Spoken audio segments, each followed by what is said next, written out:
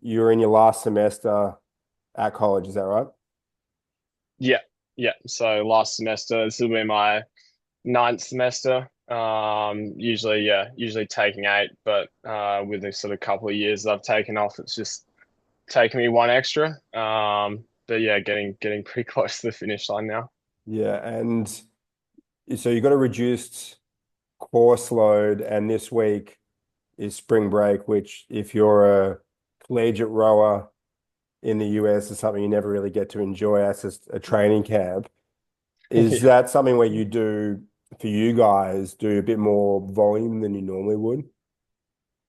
yeah. So I mean, because we're usually Monday to Saturday on the water every morning, and then just sort of with the time constraints, that afternoon session is usually either in the gym or on the erg. So spring break probably gives us a little more flexibility to do some double rows and either we'll row in the morning and then we have sort of 4 or 5 hours off and go back in the afternoon, or sometimes do like a double session down there and then usually have the afternoon off. And you guys, I mean, you guys being Cal Berkeley, for those that aren't aware, a perennial success story when it comes to US collegiate rowing, but you've also been very successful during the time that you've been there. I'd imagine those aspirations for this season, and given the guys that you got in the crew, you're looking, it's basically win or fail. Pretty much. Yeah. Yeah, yeah. How many Olympians are in the crew? So four, including myself. Yeah, which is not crazy abnormal in terms of having a varsity eight with Olympians, but what I think is abnormal is so for my crew, for example, we had three guys that went on to be Olympians, but you got guys that are returning Olympians Yeah. and half the boat, which is got to give you a good chunk of confidence, especially seeing as these are guys you rode with for years now as well. Yeah. Yeah, no, it definitely does. I mean, I guess the other side to that as well is that these are all guys that were a part of the back-to-back national championships we had sort of 2 and 3 years ago. Before I know Gennaro competed at Tokyo, but Freddie Brewer and Tim Roth made their sort of Olympic debut in Paris. So Yeah. I guess like yeah, I even other than the sort of the part that they are Olympians, is we all sort of had that success together before leaving to go and do Paris. So I think the Paris was definitely a chance for them to sort of show themselves and sort of get that like validation in your own country. But I think we probably yeah really take more confidence out of what we've done in the past at Cal than anything. Yeah. It's more relevant because Yeah, you look to the international results and there's so many variables, and I want to get into, there's a difference between the success you've had at Cal and then the success you've had at the big dance. Uh, and you've got time ahead of you. But that's something we have in common, which is in the habit of winning. And then you get to the most important regatta and it's a little harder to come by. And I want us to end up there, but it would be jumping ahead. Um, is there still selection for the crew for your varsity eight? Is that still happening, yeah. or is it pretty much drilled down? No, there'll definitely still be some selection. I guess we sort of spend the whole fall in mixed lineups. Really, I don't think we went out in one sort of varsity lineup before the Christmas break. That sort of gives us a chance, and I guess again that's the difference with college rowing is not only you're looking at your top group, but you're trying to build the strongest program possible to then have success in the varsity, second varsity, Yeah. third varsity, all the way down to the four. Um, so I think an in fact of that. we've got some really good depth. So I think the next 2 or 3 weeks will probably be pretty vital for us in terms of working out exactly who sits where. Um, Spring break's a really good chance for that because you're going to have that sort of 2 row a day and really try out some things. Yeah. And then off the back of that, we've got 2 weekends of racing coming up, which again, the format of that is we'll sort of have 3 races over Saturday, Sunday. So that gives us the opportunity to send a few different crews out as well. And is there sort of 5 or 6 guys that are looking like they're in the seats to occupy, and then there's a couple of seats where Scott is trying to figure out who's going to complete the lineup? Is that about the shape of it? Yeah, I'd say so. Yeah, you probably got your core group of like maybe 5 or 6, and I guess one of the lucky things this year is we probably have a couple of different ways we can seat the boat in terms of who wants to stroke it. And then, either way that happens, then that sort of changes the personnel in a way as well. So yeah, it's sort of usually around that 5, 6, and then you're just trying to work out exactly what the best fit is and what's going to go quickest. Yeah. That sounds not dissimilar to in my senior year. There was a chunk of time where had our coach had 6 guys in doubles, and we were most likely going to be in the 1V, and then everyone else was to try and figure out who we're going to fill out those other 2 seats. But there's a lot of factors to account for as a head coach because you you have to be competitive in the 1V, but you also need the other crews to be going well and to be treated fairly so there's good atmosphere, and it's a balance of all those things all the time. And then you've got injuries and academic disruption, like better or worse, or just academic load, or people fucking up their academics can have an impact as well. And then there's just still guys in their late teens, early 20s at college, which on occasion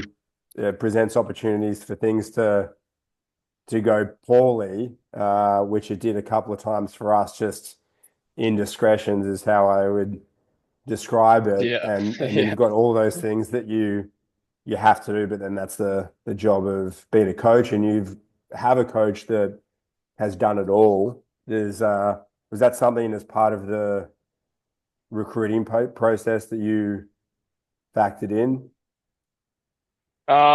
yeah, and I think the good thing about what we've got is we've got a pretty rounded sort of coaching group. And obviously Scott's sort of at the head of it. He's pretty much touched all bases in terms of college, gone on and won at Oxford, and then obviously had his success on the international level as well. So I think that definitely sort of spearheaded the like quality of what we are going to get out of it, and I think that played a big factor. But then the way those our 2 assistant coaches, Brandon and Sam, fit into that as well. Brandon Schold, right? Um, yeah, Brandon Schultz. I know Brandon. You pass on a hello Yeah, from me yeah, if you would.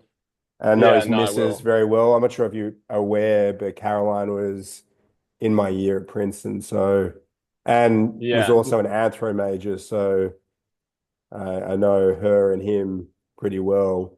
It's yeah. not a No, me big and world, but Brandon have talked about it before. oh, okay, cool. The sort of crossing in paths. Yeah, But yeah, they rounded out very well, and as you said, there's like so many intangibles with going to college in terms of not only are you trying to train at a high level, and but then on top of that, you got your schoolwork, and then you've got your everyday college life. So stuff goes wrong. And I think like having people like Brandon and Sam there as well just really sort of drive not only the standard of rowing, but the standard of how you're actually behaving as an athlete as well. yeah.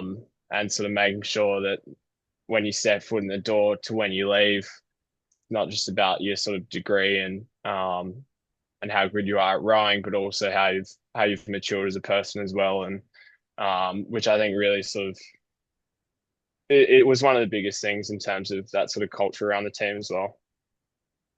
To take it back to pre-Cal, because when I think of culture and being a good person, it also has a lot to do with a person's parents can influence that significantly. And I know your parents pretty well, and there was a time where I knew them better than I do now.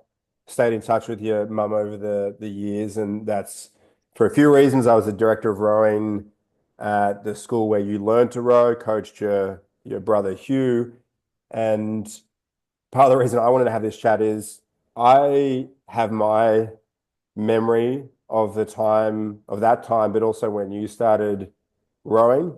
And Hmm.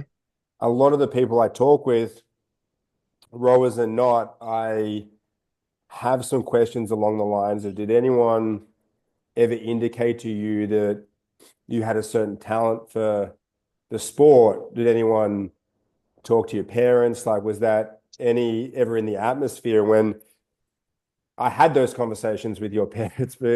Because your brother is a solid human being. Like he's a Yeah. very good person and a really hard worker, which is great for the sport of rowing. But as we both know, doesn't have maybe the ideal build No, for that particular sport. probably lacks a little height, A but little height, which if you scroll through your Instagram, you're both well aware of. And yeah. I remember having a conversation or several conversations with your parents where it was like, well, if Angus's frame takes more after Sarah's, your mum, as opposed to your old man's, then that could work out quite well because if you've got the work ethic and you're a decent person and you both come from the same parents and it's a sort of school that doesn't allow for too much ratbaggery, then you can be pretty optimistic that there's some potential. What do you remember of starting rowing at Saints? Um, yeah, well, I guess because we came from a sort of more like country town sort of area, obviously rowing wasn't really ever something that you have on your mind, and it's something that you'd only hear about when it sort of pops up in the time of the Olympics or something like that. So when Hugh went to Saints and started, and I think he tried his ring. Yeah, threw his hat in the ring for a few different sports. Tried cricket. I don't think he had the patience for cricket and tennis. Maybe not quite the motor skills either. Um, so then once he found rowing, this was obviously like a very very new thing for our family, and um, yeah, I do remember my first sort of memories of being around the school and rowing in general.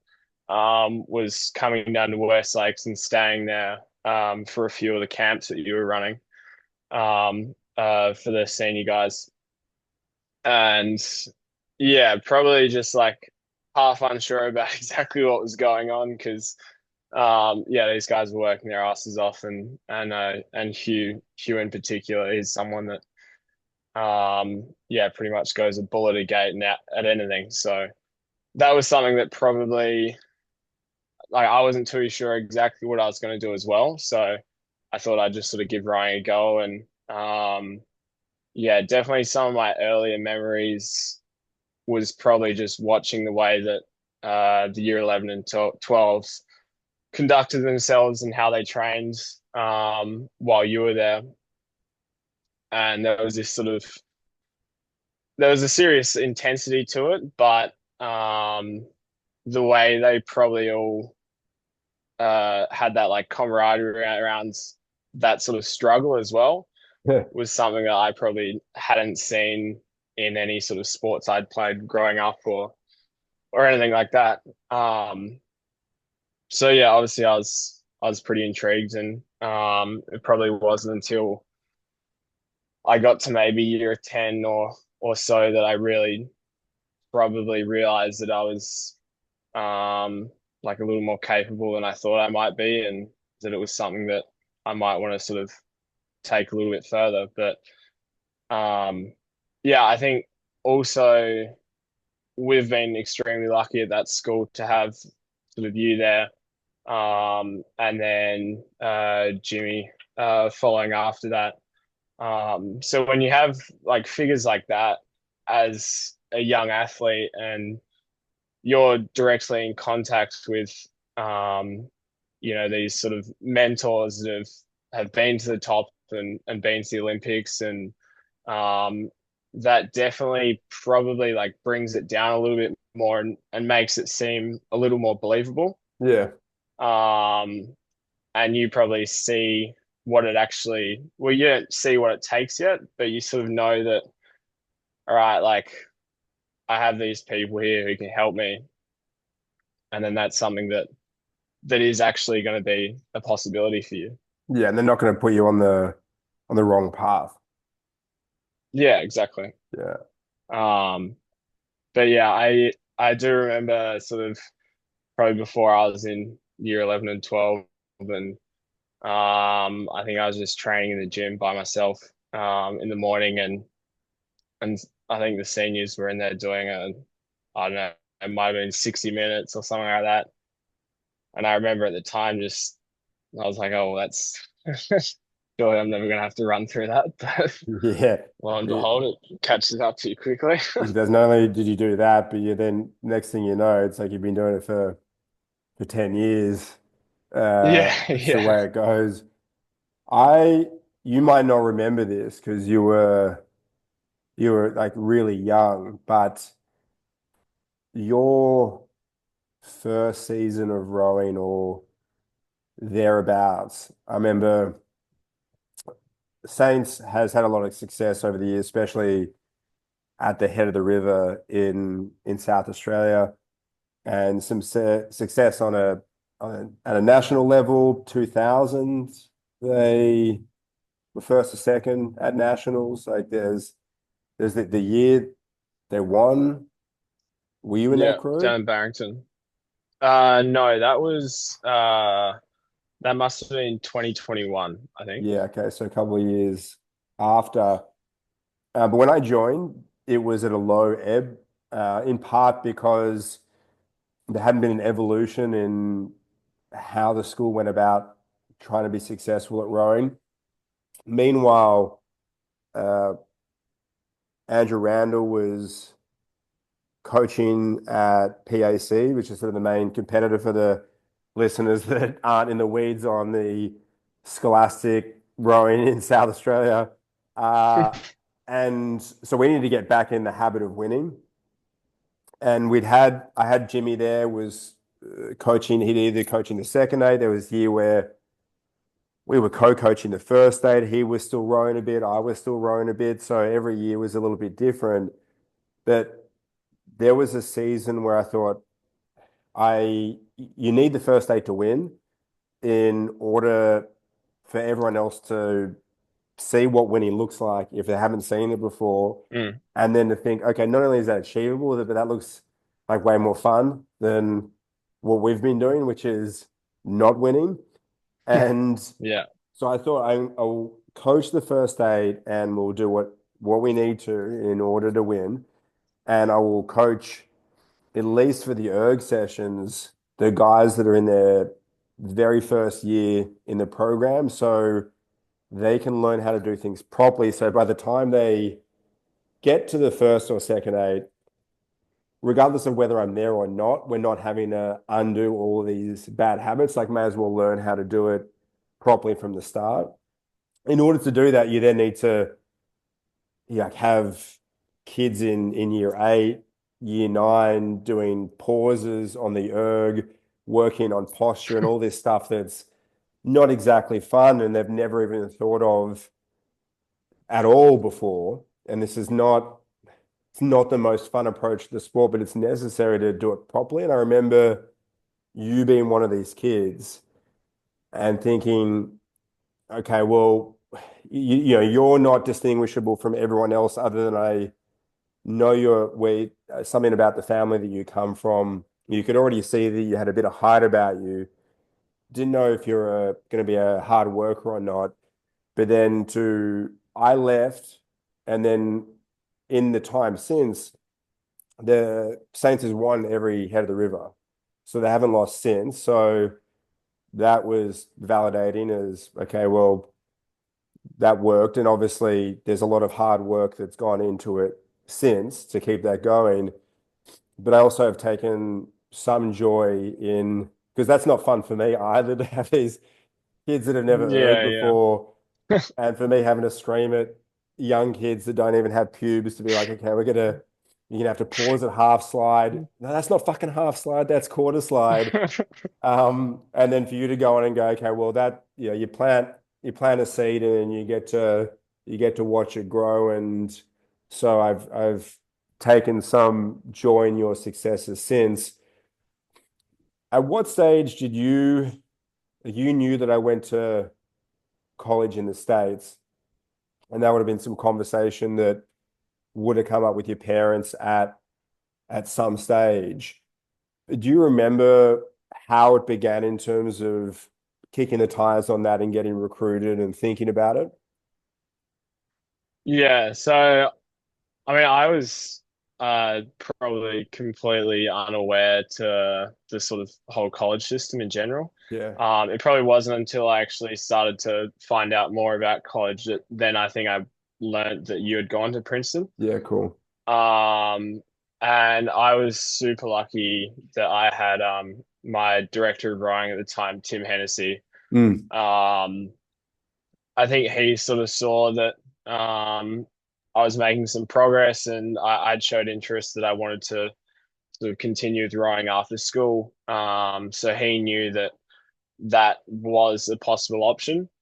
And I think he got in touch with, I think he got in touch with Cal and maybe a couple of others. And one of the assistant coaches at the time came out. I wasn't actually aware that they were coming out to look at me at the time. But he sort of came out and told us a bit about the school and how the college system works. And I think we'd had someone come out from BU the year prior because I was talking to Fisher and some of the older guys. yeah. Um, so then after we'd met with them, I remember Tim sort of brought me into his office and he said, "Look, this is now that you sort of have an idea of what this is an option for you, and they are interested. And if you want help to sort of follow this path, then I'll sort of I'll help you out and do what I need to do to get in touch with people." And he said, "Look, if you don't want to do it, that's fine. Just let me know, and I'll leave it be." So that was sort of what kickstarted it for me. And yeah, I'm obviously like super grateful to Tim to this day because, as I said, the whole system was so foreign. And I mean, you sort of might hear about like Harvard and Yale from a movie or something, but Yeah. past that, it's not necessarily sort of common knowledge. At least at the time, it wasn't. Um, so yeah, I think I talked to mum and dad, and I think Tim had a chat to them as well, and we thought we might as well and just see where it was going to run. And I guess from there, that sort of snowballs the process a bit, where you sort of start to talk to a couple of colleges, and then um, maybe send a couple of emails, and then another couple of colleges here, and then from there you sort of try to sort out what's going to be the best fit for you, and then you Yeah, and sort for of your have family, and it's like exactly, yeah, yeah. yeah. And then yeah, you have sort of a few assistant coaches come out and have a look and give you the pitch, and yeah, we just sort of decided on from there. Do you remember when someone from Cal came out? Was that term 4, year 11, term 1, year 12, or was it before or after that? It was definitely year 12. Yeah. Um, and it must have been sort of mid year, I think. So we would have just been sort of roughly, yeah, mid season. Actually probably approaching the start of the season because one of the coaches was there for a couple of races. Okay. Um, but yeah, probably mid-season, I'd say, because then from there, once we sort of started talking and bringing that down to about three colleges, I think then by October, I came over to the US for my official visits. By October of year 12. Yeah, Yeah. October 2018. Yeah. And then you kind of got to wait until Yeah, like yeah. the So I start of guess the next set. Yeah. yeah, because then yeah, well, in Australia, obviously we're finishing in December, and then or so I can't even remember when we finished, but then the school year doesn't start here until August the Yeah. following year. Yeah. So then you almost have that small gap here in that period between. Yes. It's a gap year, but you're still training. Like I Yeah, can't remember yeah, it feeling exactly. like much of a gap at all. Was James McRae coaching the first day when you're in year 12? Yeah, so James coached me in the first eight, year 11 and 12. Yeah. And what was your 2K in year 12? The last 2K I did in year 12, um, I think I did 6:05. Mhm. It was the last one I did at school, and then a little bit later at junior trials, I think I did 6:03. So that 605 would have been, February-ish in year 12. Yeah, yeah, Okay. So that helps the recruiting process. If you're 6-0 something, you've yeah, indicated that those performances correspond on the water, you're of a suitable height, you can have a conversation, you shake a hand, your um, academics aren't in the toilet, as you were ticking all of those boxes, which makes you a an exciting prospect. But I do completely recall now what it's like to not have any frame of reference for knowing any of that. Like logically, that all makes sense, but yeah, you don't get the value exchange in terms of okay, they're making it seem like their university is really cool and maybe you should come. Like this is new because you're basically your mm, whole rowing experience prior to that is just, you be slightly better than you are, and then all of a sudden people are indicating, some sort of they'd be nice to nice to you to yeah. come and row somewhere, and you ended up at Cal. What did you that little gap year? Did you World Juniors in the winter of year 12? No. So finish year 12. I trialed for the junior team. Um, must have been the season after the year 12 season. I think we tried in a quad and missed out. And then once I finished year 12, I moved up to Adelaide and moved in with two of the guys I was training with at Sassy, Mitch and Oscar. And then we lived in a house together and just trained out of Sassy down at West Lakes. Yeah. And then I think I was in a single for pretty much the whole year, and then at trials, um, got a chance to swap over to sweep, and then ended up making the Cox Four that year. That was Junior 2019. Junior Cox 4. Under Under 23 Cox 23 Four. Cox 4. And you Yeah, guys won, didn't you? yeah, So you were going into Cal as a freshman as an under 23 world champion, which is helpful. yeah, So yeah. did you feel like you made a lot of progress between not making the junior team and then the following year making the under 23 team? Yeah, I think probably that year out of school was definitely probably one of the better periods for me in terms of you sort of take the distraction away from school, and now it's like, okay, if I actually want to sort of take this seriously, then you can dive in sort of head first. And yeah, living with two other guys that I was training with, we are all in a single together and had a pretty good group down there. So it was that sort of more constant competitive edge between us. Mhm. That then not only sort of I saw improvement on the erg in that year, and then also I guess just probably a bit more understanding for what I was doing in a boat, especially being in the single as well. I think we didn't row singles too much with James at Yeah. school, so we're mainly in the eight. So I think I knew how to row, but I didn't really exactly understand what was making me necessarily quick or not.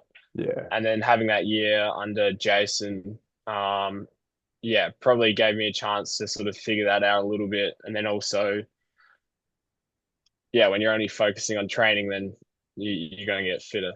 Yeah. Well, yes and no. I mean, that should be the case in principle. What you find though is with some guys, because school is this, it's all organized, it's integrated, the training is built around the the school day, the school week, and you've got coaches that are going to notice and give a shit if you're not there. Like that's going to be Yeah, a real issue. And I'm not, and it doesn't strike me that you are the sort of person that's not going to go to training for a particular reason, but there is a bit more atmosphere and a bit more accountability when you're an athlete at school. And the year after, especially for a bloke, you're not significantly more mature, but you have a lot more responsibility. So some people, they have talent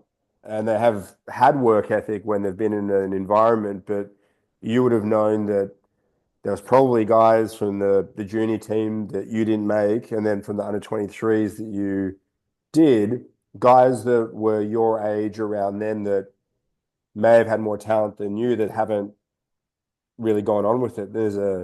That's one of the reasons for it. yeah, yeah. And I think that's where sort of living in that environment where we were all sort of probably more accountable to each other as well. Yeah. Um, Definitely had a huge impact.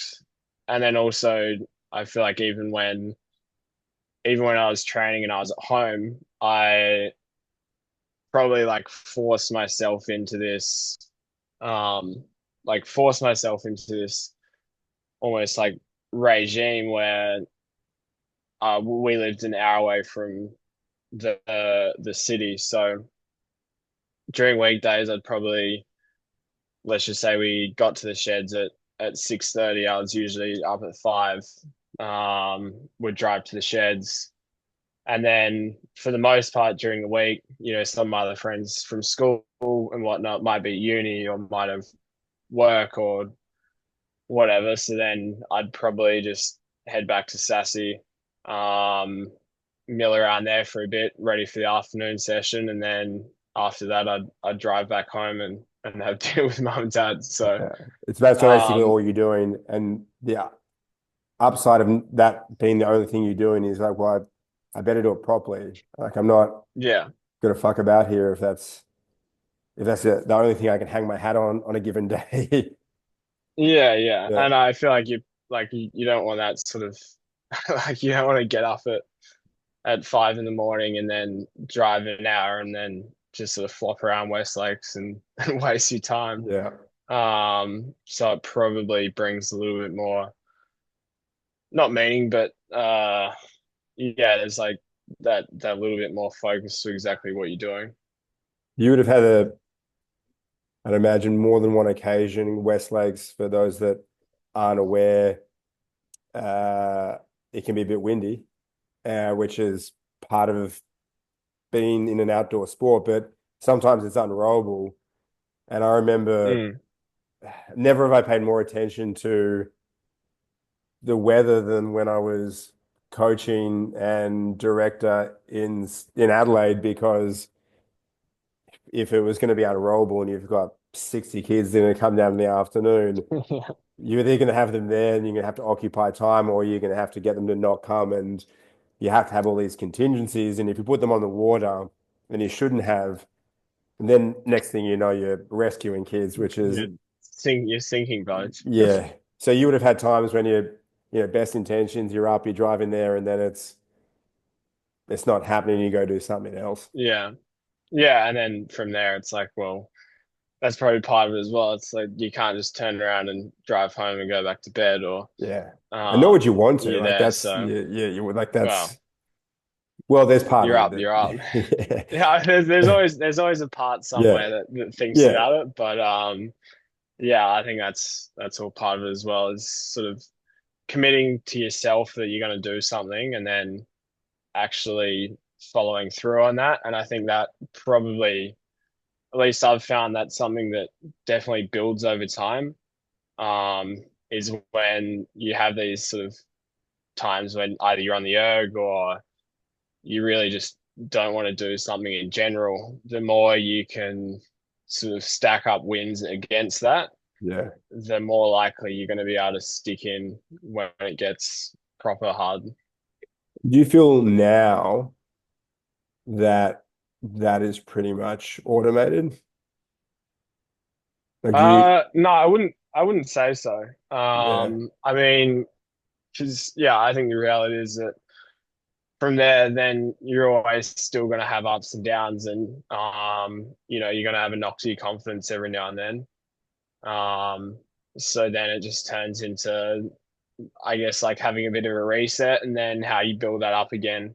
yeah, Um, because I think you'd be lying if you said that everything was just going to keep going and you just going to keep stacking up wins, and you're going to be invincible. yeah. So I think that's something that you probably, and something I've probably had to learn to accept as well, that you might knock a couple of pegs down, but now you probably, as hard as it's going to be, you're just going to have to build that back up again.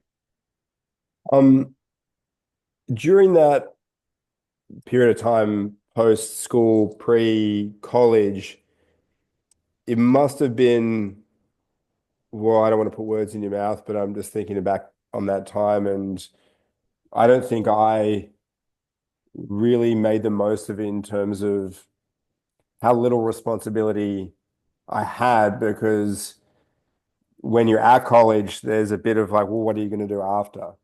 And when you're at Mm. school, it's a bit like, what are you going to do after school? Like people want to know, parents mostly, but there's some sort of expectation where when you know what you're going to do, and there's nothing you can really do in the meantime other than Yeah. train, which is what you ought to be doing. It's almost like you've got permission to really get after it without the expectation that might normally come. Did you have any sense of that at the time?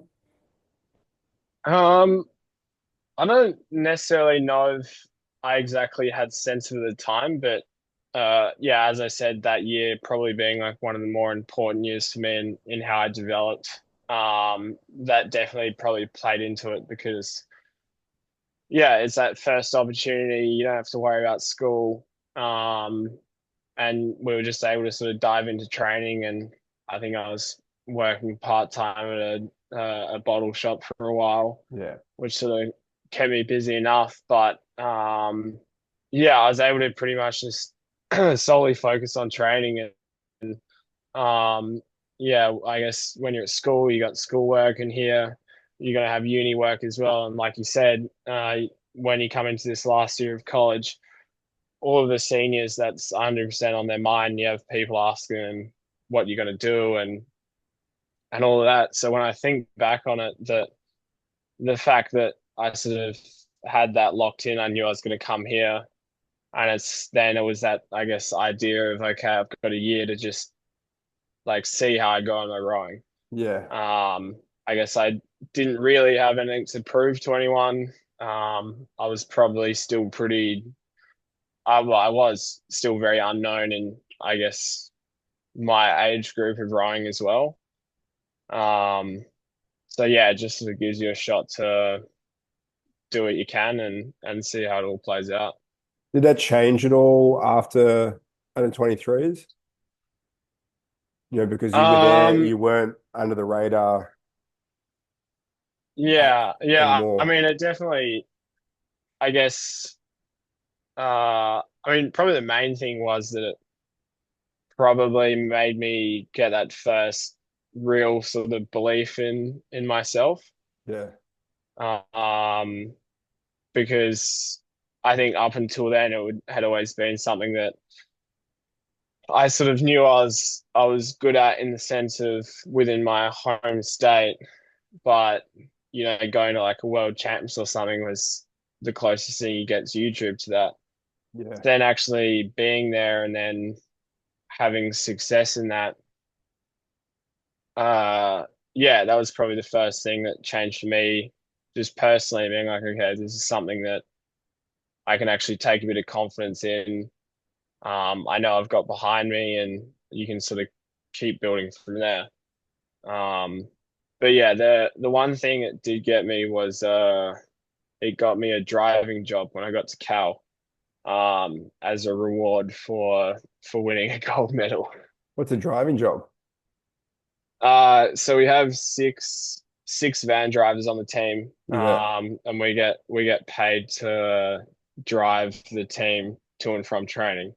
Okay. Um, so that was probably the first real reward And I they got thought for even that. though, hey, we're going to be on the other side of the road, you still like, which Yeah, is yeah, semi-sketchy, but I mean, you do figure it out pretty quickly. But I don't know if I'd be going, let's get this kid from Adelaide and yeah. have him The drive. 19, Yeah. 19-year-old freshman from Adelaide, he'll be I do fine. love rewarding performance, and a program that tends to reward performance tends to do well. What was your 2K like after that intermediate year at and like pre-23s? So pre-23s, I think I go down to 558. Okay. So you're going in as an under 23 champion, sub six. Were you, when you were starting at Cal, this is just between you and me, were you thinking, well, I don't know how this is going to go? Or were you thinking, I'm going to fucking get in there and smash everyone to bits? Uh, Honestly, probably not. I was still on the side of being this young freshman from Adelaide, which is every time I go back there, I realize how small it is Yeah. when you actually see like a big city like San Francisco or something. Yeah. Um, and then that was probably my first, I guess, after Worlds was probably my first exposure to some really sort of big world class athletes, I guess. Yeah. Was there any So then that senior was another athletes at thing is you Adelaide come in that in. year? Were all the senior guys in Canberra? Was there anyone around, or was it, uh mostly development guys under 23 or age group guys? yeah, by that stage the training center had already been up and running. I was actually lucky that Nathan Bowden had been Yeah. around for bits and pieces. So I got to train with him a little bit, which was pretty huge as well. Um, but yeah, I think when you get to college and you have these seniors that have all this experience and stuff like that, you probably just, well, for me personally, I just thought the best thing to do was to pretty much like keep my mouth shut and Yeah. um Yeah. and try and train your way into it. Yeah, there's a lot to figure out as well Which in terms of just the lay of the land. But I would differentiate the the rowing side of things and then the social side of things and the academic side of things is, obviously there's at college they all overlap, but how you show up in one is not necessarily how you're prepared to show up in the others. But you seemingly were you weren't rating yourself especially, but you went in there to like, well, let's see, I'm going to find out where I am. And but it is a bit of a like I remember thinking I'd never seen so many guys that were 6'8". Yeah, Like yeah. if I'd seen a couple of guys that were that tall in my life, and then there's basketball players, volleyball players, guys in your own team that are like legitimate freaks, Yeah. and then these are going to be your teammates. Like one of my teammates is this guy named Steve Coppola, who's the current women's coach at Cornell. He was in the US 8 that won bronze in Beijing, and he was in the world champion 8 that won gold in 2005 when we were juniors. But I remember meeting him coming in a freshman year, and our coach was like, "Okay, Steve, Sam, like, nice to meet you." And I'm like, "He's got a jaw like this," and I'm like, this guy's an absolute like freak." And then you realize you're in it's a different world, and but the cream does rise to the top, and you were in the 1V by the end of the season. That much I know. How long did it take you to sort of assert yourself in the pecking order? Well, I think, and one thing that Cal usually does, which I think um is definitely looking back on it was a good thing, is we pretty much separate the freshmen for as long as they can be separated, I guess. Yeah, And you might get years where, so we'll just usually we have enough for one to maybe two freshman eights. yeah, Um, so then that sort of gives them a chance. And I sort of remember it. Brandon runs that, which is probably your best introductory to college rowing, is having him scream in this like giant cone at you. yeah. Um, and so you sort of spend your first however long training in there, and then so you're rowing with all your classmates, which again is hugely important because then you get that chance to bond with them and you Yep. sort of go through this first part of your college experience together. And then I guess on the erg is your best chance to prove yourself Would because you're you, not going to get a seat. when you were on the erg, would you do that with like the whole team together, or was it still frosh workouts and the varsity were? No, so we did that all together. I think my freshman year we had two groups depending on class time. So it was maybe like um, you know, 2 and 3:30 or something like that. So you just had to go one of those, and you'd all do the same workout. Now we do it as one big team, 3:30. Yeah. So I think there's 60 plus of us out in the plaza erging together. Um, but yeah, when you're training separately from everyone else and you're in the freshman eight, you're not going to get C raced against um one of the older guys because they're not there. Yeah. So then your chance to prove yourself is on the erg essentially. And we'd have a team workout planned, and usually Scott will come around and give everyone a target split of what he thinks or what he wants you to Yeah. go. And then yeah, I think it's always funny to look back and see now is now that you've probably got a little more training under your belt and you probably don't have to have that worry of trying to prove yourself. You can sort of you've got a bit more scope in your training. But I just remember as a freshman, Scott would give you a workout. It might just be like a step rate or something, and then pretty much every erg is as hard as you can go. Yeah. Yeah. um, so that was definitely yeah, that was definitely a good introductory for me, and I think that was a good thing as well, is that Scott could see that I was obviously strong in the erg and also improving. And then, yeah, after a while, he sort of essentially started to reward that, and brought me up into the top group. So how long do you think it was, you know, how long were you with the freshman group, and how long do they tend to preserve that until it, like I know that in a program like Cal and UW, there's enough bodies that they might be able to have a freshman 8 through the whole season with the better freshmen up in the 1V and 2Vs. Did they, like, how long do you think you were just with the other freshmen? I I guess we got there August, so probably a month and a half Okay. around there. Yeah.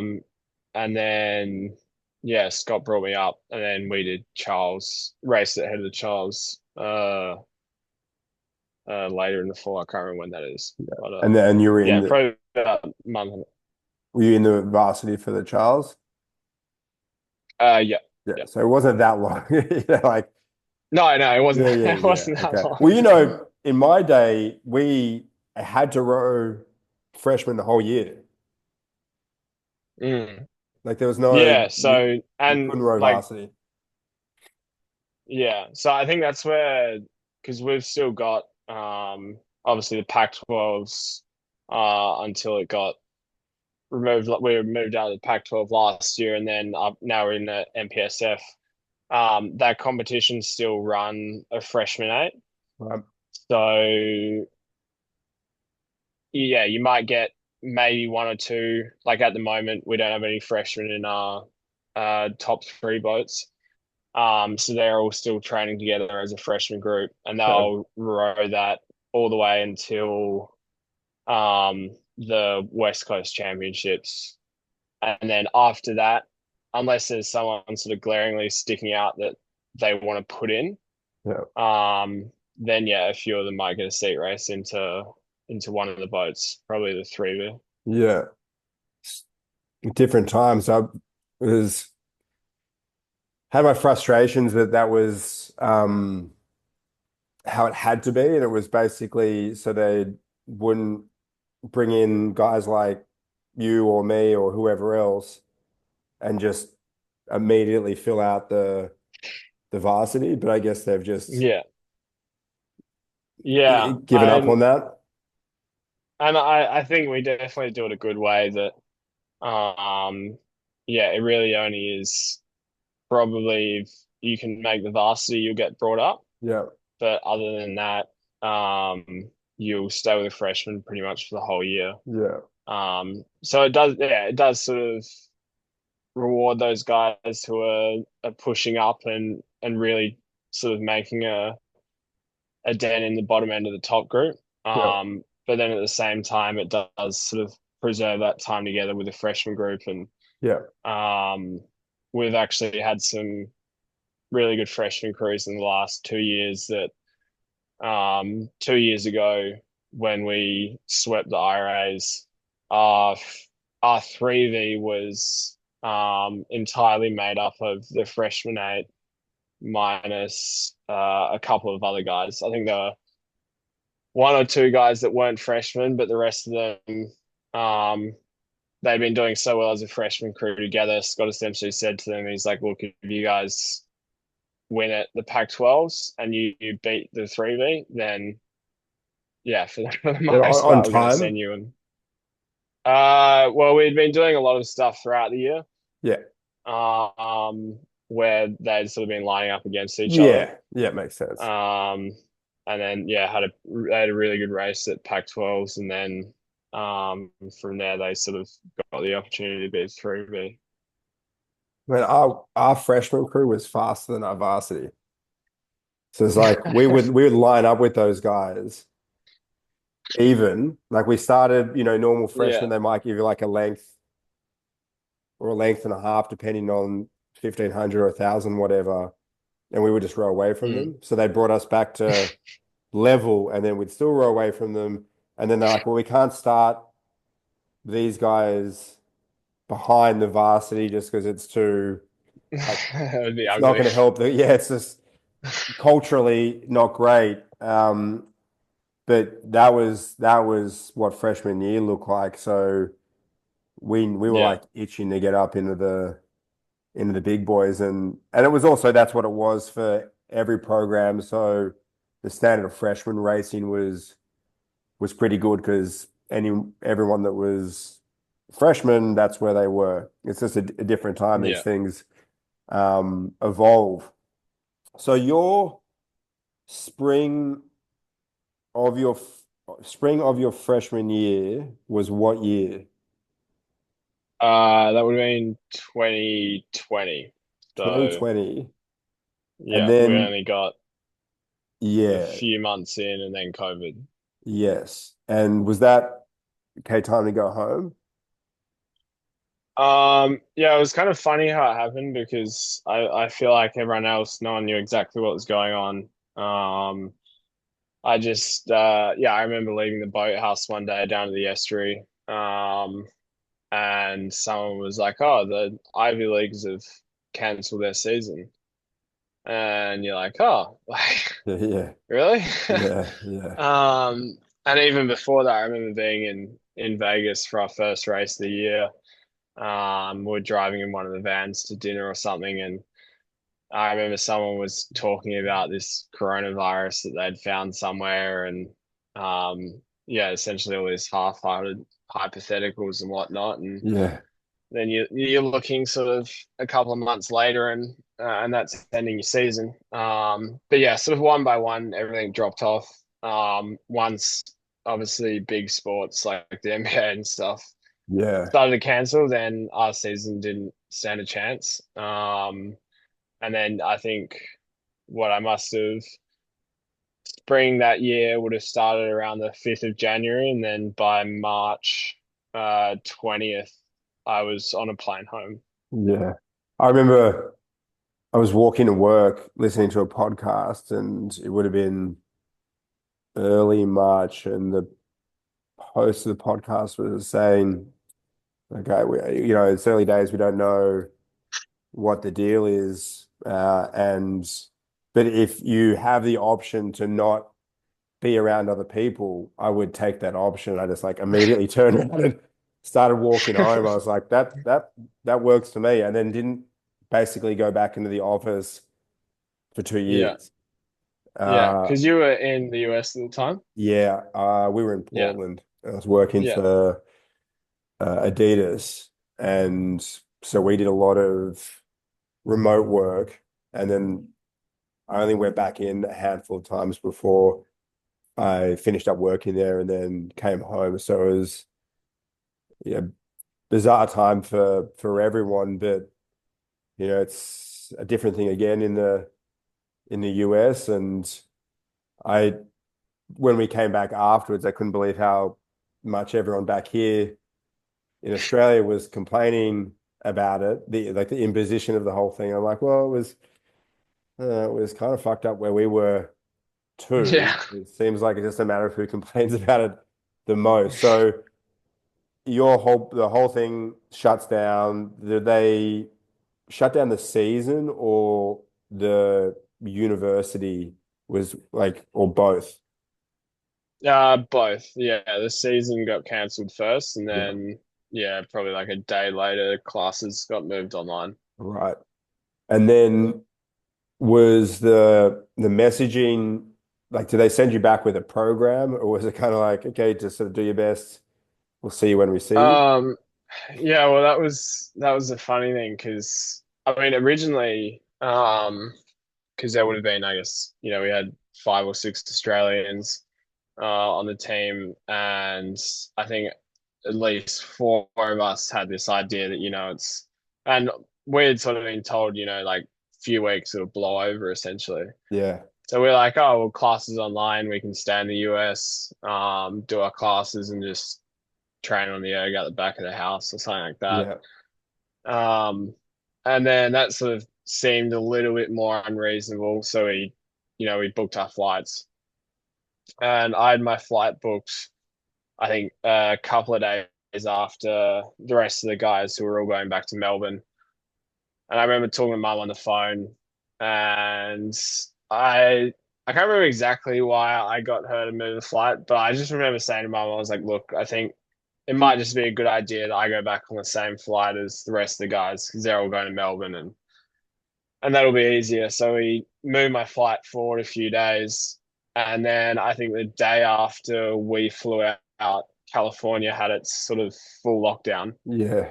Um, and yeah, so then avoided that, came back home into like a self quarantine, um, At and home? still had class, yeah, at home, Yeah. and still had classes online, I guess, for the remainder of that spring with full intent that we were going to be back in, like a month or something. Did you think you Which was like so you thought, okay, we'll still do IRAs, like that's still all on the cards? uh, I think we sort of knew IRAs was off Yeah, because we were in the start of our season, so you're only looking at like a month and a half. yeah, So we sort of knew that was off and that season was done, but it was probably more the fact that, okay, we'll be back ready to go for next season, yeah. training by the start of fall, being, the end of August. Uh, and then, yeah, slowly week by week, that looks less likely until, yeah, eventually I did that first full semester online, sort of thinking I was coming back. And then once I finished that full semester online, that's when I decided to defer the spring semester.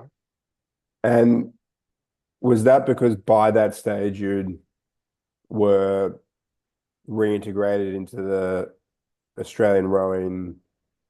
Like, had you started that? Like, how did you get back into, because when you're outside of the stuff over the summer, when you might be doing under 23, like just for reference, when I went to Princeton, it was like that. There's no rowing for Australia at all. Yeah, It's like not even maybe when you come back, it's like you're gone for forever, basically, because anyone yeah, that yeah. had gone, there'd been one guy before me that went to Brown and came back and won a bronze in the quad in '96. Um, Hooker, what's his name? No one else had gone over and come back and Yeah. done anything on the senior team. So it was just not a thing. But there'd been prior to you some guys there'd been the under 23 US based program, but that was only over the summer. So, and you weren't expecting to do any selection Australian stuff. So when did you start doing those things? Was it camps or time trials or what did that look like? Um, so once I came back and I started training, I just sort of resumed with a pretty similar group at Sassy that I had left. Yep. And that was, yeah, sort of back in the single and then just doing any of like the national 30 rate 20s, 5Ks, 2Ks, whatnot. So that probably, and it probably was more what I was doing on the erg that helped bump my name up that list a little bit. Had you got another 2K Um, in since the one before under 23s? yeah, so the after 23s, it must have been when I was back from COVID. I think I did five. No, that was at trials. Maybe I'd done like a 55 or something in Yep. between that time. Yep. Um, and 5K, yeah, 6K stuff. yeah, and then 5K. I think I did like 1850 something 6K when I was in my freshman year at Cal. Okay. I think 53. Yeah. So I sort Handy. of, yeah, and yeah, doing anything with the senior team had never been sort of on my, I guess, mind or plan because when I was going in 2019, I was fully aware that the Olympics was the next year, and in my mind, I was, yeah, like I probably wasn't ready for that, and didn't have the skill set for it either necessarily. Was probably what I thought. Um, so then when it got cancelled and then got moved to the next year, that probably again like I didn't necessarily think that I was going to get the opportunity to trial, Yep. but it probably gave me something in terms of I think Jason probably sort of had sort of mentioned that Ian had been sort of looking at some of the stuff. Um, and then I think the first time that I um, really got a look in was New South Wales States. doing the pair with Ferg Hamilton. Had you done much stuff in the, just to caveat this question, I knew that when I came back that there was going to be a lot of pair stuff. And like to get into the eight, which is what I wanted to do, you're going to have to learn how to row the pair because that was going to be the start of trial. So I was like, okay, I'll row the pair with who I could in the States to get some experience with rowing the pair as opposed to just having 4 years without and then just crossing my fingers when I came back. You mentioned you'd spent some time in the single, which is bloody helpful. But the pair is, I think it's almost like its own thing. And you kind of gone from not a lot of exposure to, now you're expected to go against some of the big dogs. Had there been much pair rowing in there or just I done a little bit at Cal, but hardly anything. And then that's actually when I was back in 2021 and I had Nathan around, yeah, okay. that we went out in the pair a little bit, and that probably just helped me get sort of more up to speed and exactly what it was going to feel like. Yeah. Because again, I don't think it's like any other boat really. No. Not if you Um, not if you're coming from the been spending most of your time in eights.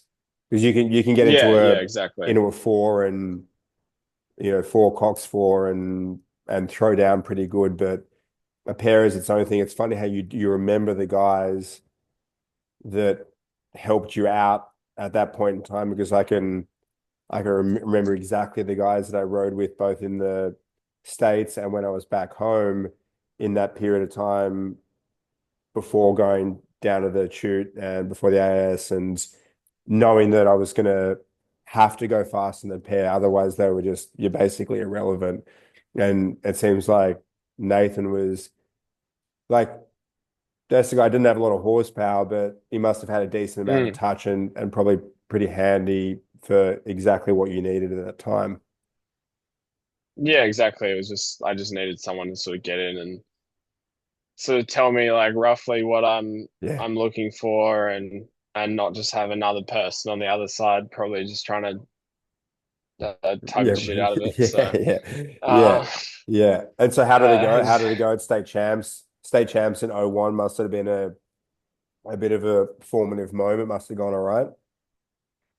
yeah. So we made the A final first, which was probably the better thing for us because we didn't really expect anything from that. And then I think we came seventh or something in the A final, but I think just making the A final, and I think we beat a couple of NTC pairs. Yeah, at the time I would have been 20 and Ferg would have been 21, I think, or 20 as well. Yeah, and top seven Um, still top 14 guys, which is the an eight, a four, and a pair. So yeah, yeah. you're in the mix. You haven't got a seat, but it's not. It's starting to look somewhat more realistic. So did your perspective of what was possible that year start to shift because you would have gone, okay, my erg numbers, especially that 6K, that would have put you, in maybe the top eight guys, top four or five on bow side, and your 2K would have been there or thereabouts, not at the top, but in the mix. And then you starting to get some on water performances that correspond with that. So did the option start to shift? Did you then go to Canberra? Uh, so between New South Wales, I was trying to think. Yeah. So after New South Wales, I went to Canberra because that was only, I want to say that was only a few weeks before trials. Yeah. So headed up to Canberra, and then from there, I, yeah, I remember I was in a pair with a few guys for a little bit. I was probably more playing a role as a fill-in at that stage. Yeah. So I went out in the pair with Whitcomb. I actually remember it was my first session in Canberra, and we did these step rates in the pair. And I remember like finishing the session and looking down my watch, and I think we'd done like 26 Ks. And I don't think I'd ever rode that far before in one Yeah. session. Yeah. So I was like, all right, we're in for it here. Yeah. Um, Especially Ian's but yeah, program, there's a lot of volume, yeah, renowned for that. So yeah. And yeah, I mean, I was probably pretty lucky coming in that, yeah, like being, I guess, like one of the newer guys, um, actually being able to have like an opportunity in a couple of different boats with guys, um, and yeah, and Andy Randell at the time, was pretty good at just sort of helping me out, and yeah, I got an opportunity to run a couple of different fours with some of the older guys, and I feel like that in itself was, yeah, it was probably a big step as well, because then, these are guys that realistically you've been again watching on YouTube, and now you're rowing with them, so yeah. that's like, okay, you're sort of in amongst it now. Um, Was there anyone there that you were and in particular that you were thinking like, holy fuck, I can't believe I'm out here rowing with? Because for me, it uh, was like Jimmy Tompkins. You're like, I can't. yeah, It's ridiculous. Like, how the fuck am I rowing I'm in a yeah. four with a guy from the Awesome Foursome. Well, I think especially that cycle when you've got a men's four Yeah, who had pretty much dominated for the whole thing. Yeah, and you got guys like Healy, Hilly. Hargraves, Yeah, Spence, Hixie, and Alex Purnell as well. You're sort of actually having those sort of interactions with them. Um, yeah, probably Matt. Yeah, was that, I guess, like understanding that you've probably needed to take a step up to reach that level as well. did you have an idea of what you needed to step up in order to be in the mix? Because there's just the will be better, right? But it's just not Yeah, specific. yeah. Or is it learn how to row the Cox's four better with these guys? Or was it something mental or technical or fitness or all of it? Well, I mean, I think you sort of like looking at your own performance. Like I knew I needed to row better, because that was the part that, I mean, even coming into that, I still probably hadn't had a lot of coaching sweeping because I'd been in the scull. So I knew I needed to row better, but then as well, you sort of realize, and I knew my fitness and my erg was probably my strong point, but then you realize there's actually levels to that as well. Yeah. And then you see some of the stuff these other guys are doing, and then you probably realize you're like, okay, well, like although I think this is my strong point, you still are going to have to work on that as well, Yeah. because you've I'm never going to get 540, but you watch someone like Simo get in the erg, and and it's a bit of a sight to look at when you're only sort of 6'2" or 6'3". Yeah. Um, but yeah, it was sort of, I knew the first thing I had to do was definitely Is it row 6'2" or better. 6'3"? Because it can't be both. Like definitely says I mean, definitely says yeah, 6'3".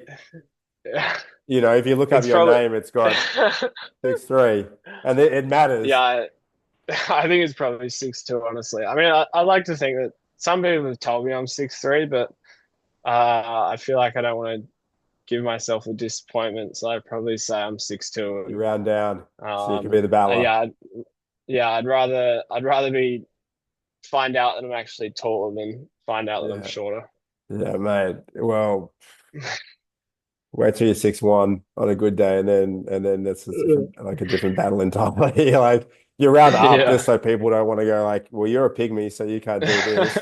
Um, so how did you find, there's a bit of a contrast between the US volume, which is going to be limited because of the fact that there's class and all, Yeah.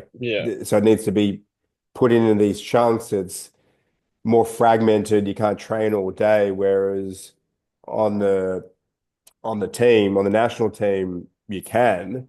And Ian's program in particular was a lot of volume, a lot of on water volume. I don't think that would have suited me particularly well as a more explosive athlete, but with your physiology, that may have complemented what you were doing because you've got more time to row with these guys, more of an aerobic athlete. So how did you go with the contrast in programs? Just the Um, workload, I mean. yeah, yeah. I think I was probably benefited from the fact that I was so new to all of this as well that I think I was just so sort of happy to just be there training that I probably dealt with it a little bit better than I thought I would. Yeah. Um, and that's not to say it wasn't hard and there are a lot of times that you feel pretty in the bin, but um yeah, I probably just had that very like fresh attitude and it's funny the older guys always sort of joke about like the young guy coming in with all the energy and just like happy and Yeah. and You they're haven't been like, beaten oh, you'll down. find, yeah, you'll Yeah. find out in a few years, like, Yeah. Yeah. but Yeah. it is true, like, Oh, for sure. uh, For sure. um, especially when you haven't had that opportunity yet, you're just sort of so keen Yeah. to get in and try and, I guess, like that's sort of when you're trying to prove yourself and, Yeah. yeah, you're essentially going bullet a gate. So, You'll do anything. You'll do um, it. You're like, yeah, yeah. yeah, Yeah. exactly. Did you feel like, I mean, it wouldn't be hard to perceive coming in, but looking at the results that year and then the prior years, it definitely seems like with Ian's program and looking at it historically, there's a couple of good years and then less. And so the peak may have occurred beforehand, and then a lot of the guys you were training with, they're hanging on for the end of the cycle, especially as this is tacked on another year of this Mm. training, which was already borderline sustainable. Did you feel any of that, or were you just too focused on, I'm going to do what I can today? Um, I mean, you could definitely feel it. It's sort of, yeah, like you do have to like sympathize with a lot of those guys, and I'd never sort of put myself in and say that I knew exactly what they were going through after, having that 4 year cycle of the training that I saw, imagining that sort of back to back to back. And then guys who are sort of this was meant to be their last run and then being told to, yeah, no, go and do another year of it. Yeah, I can't even imagine to think what that would have been like at some points. And um, you could definitely feel a little bit of that. And yeah, it probably wasn't, it was pretty understandable as well. Um, but I guess, yeah, you just sort of tried to do what you could do and just sort of keep your head down in a sense and um, yeah, just focus on your own training and yeah, I mean they were all really good, honestly. Like they're all great guys and Yeah. um, yeah, sort of seeing seeing what they had to go through as well and to still be as good to me as they were, that was something that definitely helped me a lot. And so by trials of that year, you'd move yourself up the pecking order. Did the trial start in fours or in pairs? Um, so we had a bit of a weirder situation where we had an odd number of bow siders. Um, so I ended up in the singlet trials for the first race. Okay. Because we had an extra bow sider. We only had sort of 7 or 8 pairs or however many that was. How did you So feel I at ended that up stage? Because doing, you're kind of like the odd one out at that stage.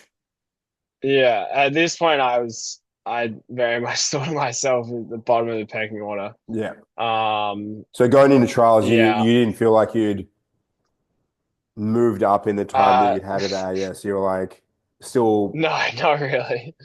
Did you I think think, if this goes really well, I might get in the team, or was it still like, let's just see how this goes? yeah, it was 100%. Let's see how this goes. Okay. Because I think I knew that I'd learned a lot and I'd definitely gotten better in that short period of time. But, when you're the only one sweeping, not in a pair, Yeah. um, you're, I guess, you're not probably feeling great about Yeah. it. So I did the speed order not the speed order, did the first race in the pair, and then the 2K was first actually. How'd that go? Did a PB in the 2K. I think I did 5:53. Yeah. Where was Um, that on bow so side? Do you that remember? Like ballpark? I think that put me in the top. Uh, I think it might have been out of the guys that were trialing for the eight, it would have put me in the top four at the time, I think. So then I sort of knew I was like, okay, well, that's essentially that probably got my foot in the door realistically. If I didn't do that 2K, there's no way I would have got a seat race in the fours. Yeah. Um, so yeah, I had a good 2K luckily, did the race in the single, and then from there we did um seat racing in the fours. We just did 1500s. I Yeah. think we'd probably do I think we were doing three a session. Yeah. So three morning, three afternoon. Yeah. Um, and over the course of, the next four sessions, um, I'd get a seat race. And essentially, if I won that, I was sticking around um, until I'd pretty much worked my way up to, I think I had four seat races by the end. And yeah, once we finished the sea racing, I actually wasn't even sure if I was in the boat yet. Yeah. Um, It's always because no one fun had when you said, like done all this and you're like done so many yeah, races that you don't even know what it means anymore. yeah. I Yeah. mean, yeah, we'd nearly done like 12 or 13. And obviously I had sort of done well, and I remember the last one was pretty tight against Ferg. And I remember finishing that, and I guess no one really like said anything to me. Uh, so I wasn't even sure if I'd made it. I was like waiting for an official, someone to actually be like, okay, like that's good. Like you can come down and you're in tomorrow. But no, then I was told to come down to train, um, take the eight up for a row before the Yeah. speed order. Yeah. And still no one that stage is saying anything about what this means. They're just saying this is the lineup for this session, Yeah, which you now know is yeah, of more consequence than other lineups on other days. But no one's saying, okay, well, this is the probable lineup that they're going to go with. And now we're going to time trial it. And if it's even half quick, this is probably what we're going to go with. But then that's what it is. And so you did the yeah. time trial, and then they bring you into the tower and say, this is going to be the lineup, or Um, I can't even remember now. I actually don't think I did. Um, but I think it was sort of more after the speed order that a few of the guys were essentially like, "Yeah, no, oh, you're in the okay, eight." someone had given you Um, the heads up. yeah, yeah, yeah. So I was probably still partially in disbelief, and I mean that was the thing. It was my first senior trial, so I didn't know how it ran, and Yeah. um, but yeah, looking back on that, it was funny to just again, it was that attitude of like just one at a time, see how this is going to go.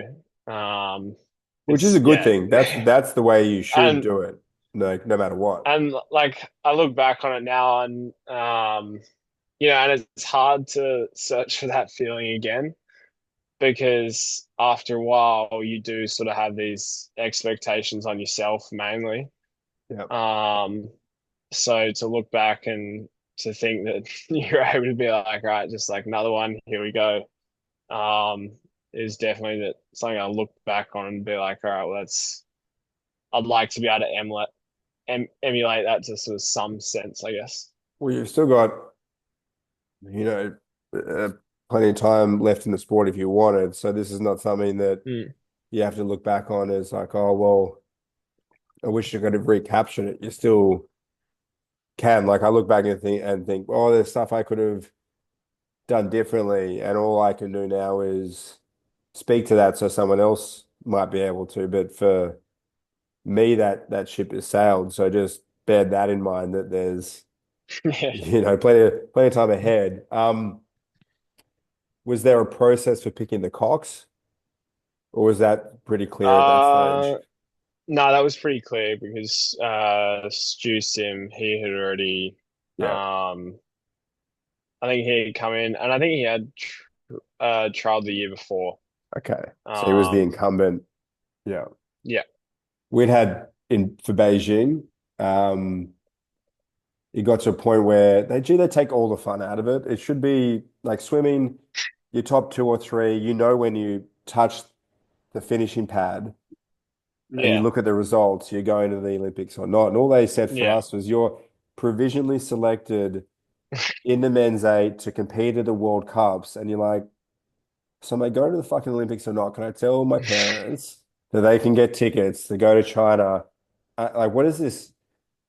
It's so vague and it sucks all of the It's fun the out of least it. least black and white trialing Yeah, yeah. you It's can do. the trials, the results, the implications, all of it is grey, except for picking the cocks because they got the crew together and they said, "You guys are going to pick the cocks."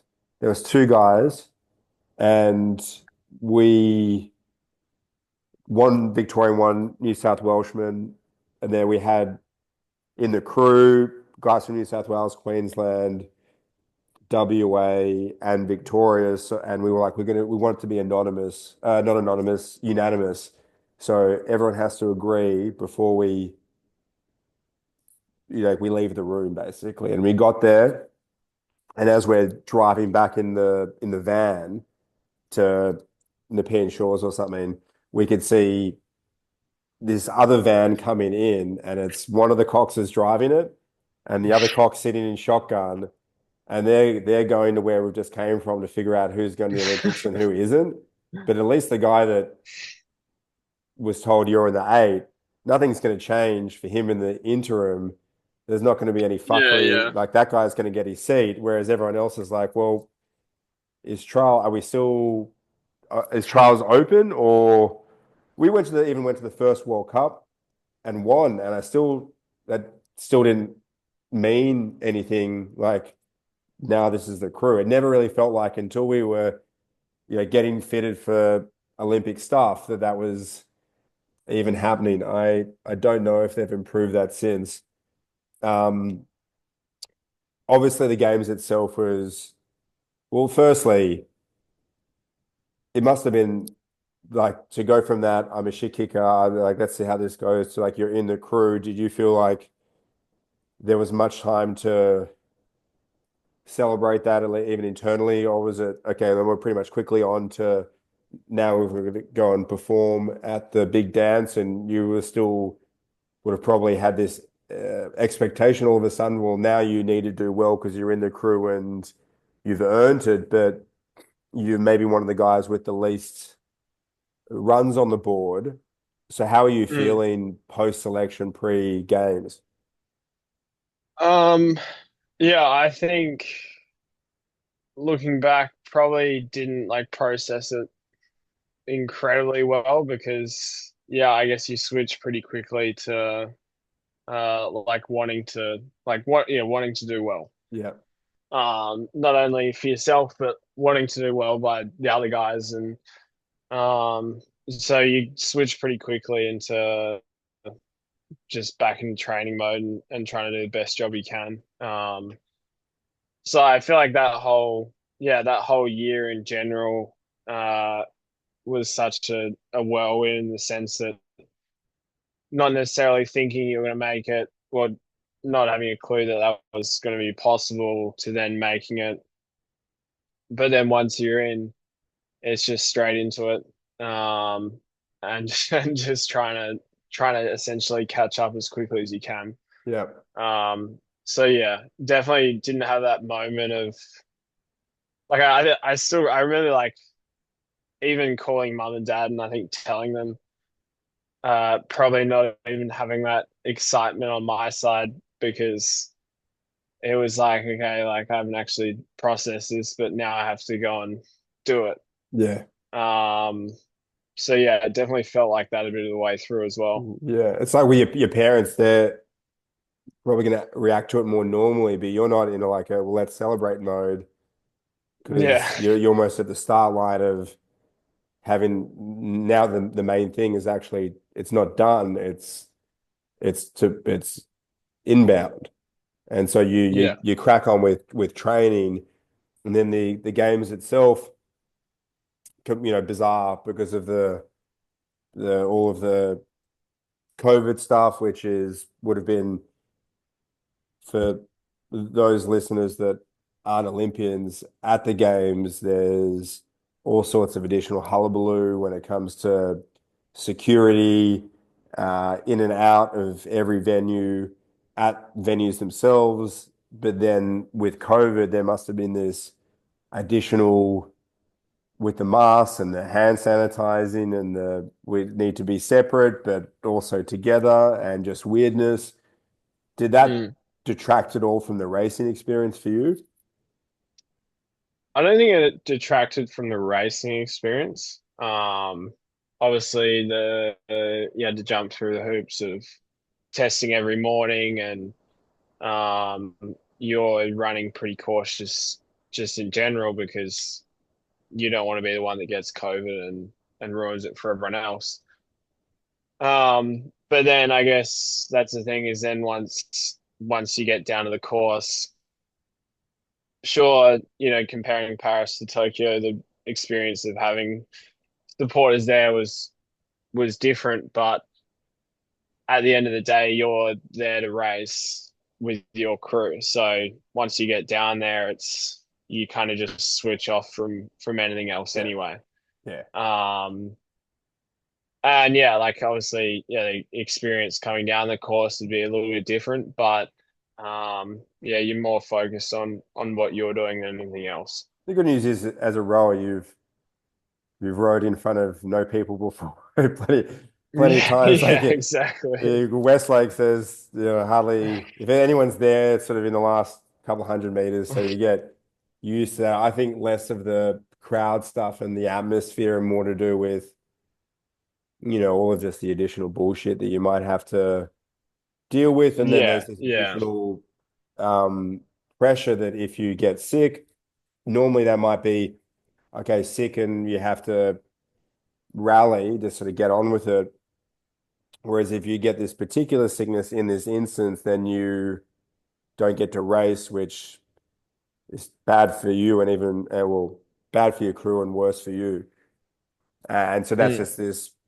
I always thought that would be, that certainly doesn't add to the fun of, Yeah, I think it's also just, to be honest with you, I think that was so ingrained in what was happening at the time as well yeah, that like that almost just seems like that was part of it. yeah, It never seemed like that was necessarily detracting from what you're doing, but more in fact that was just part of the process of what it was actually going to look like.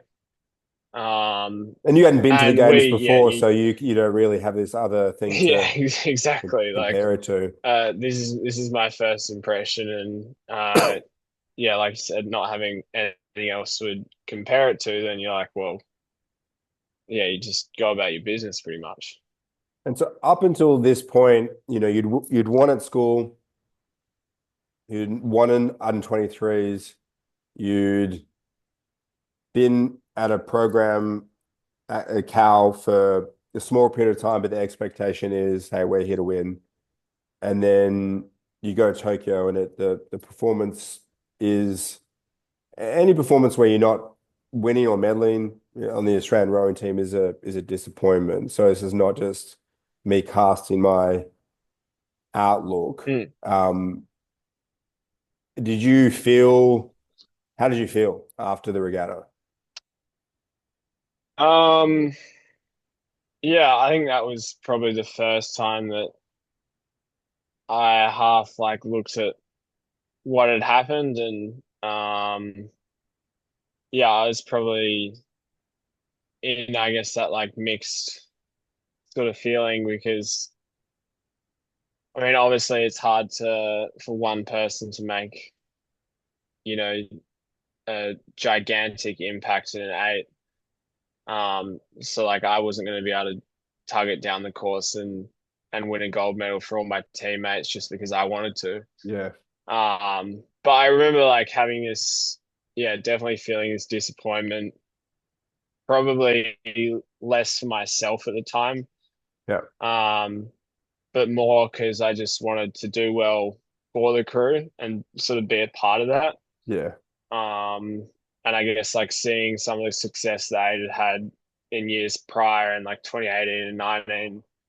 Um, and then yeah, getting to row with these guys who had really like taken me under their wing and looked after me. Um, yeah, I was probably like felt like I'd let them down a little bit in a sense.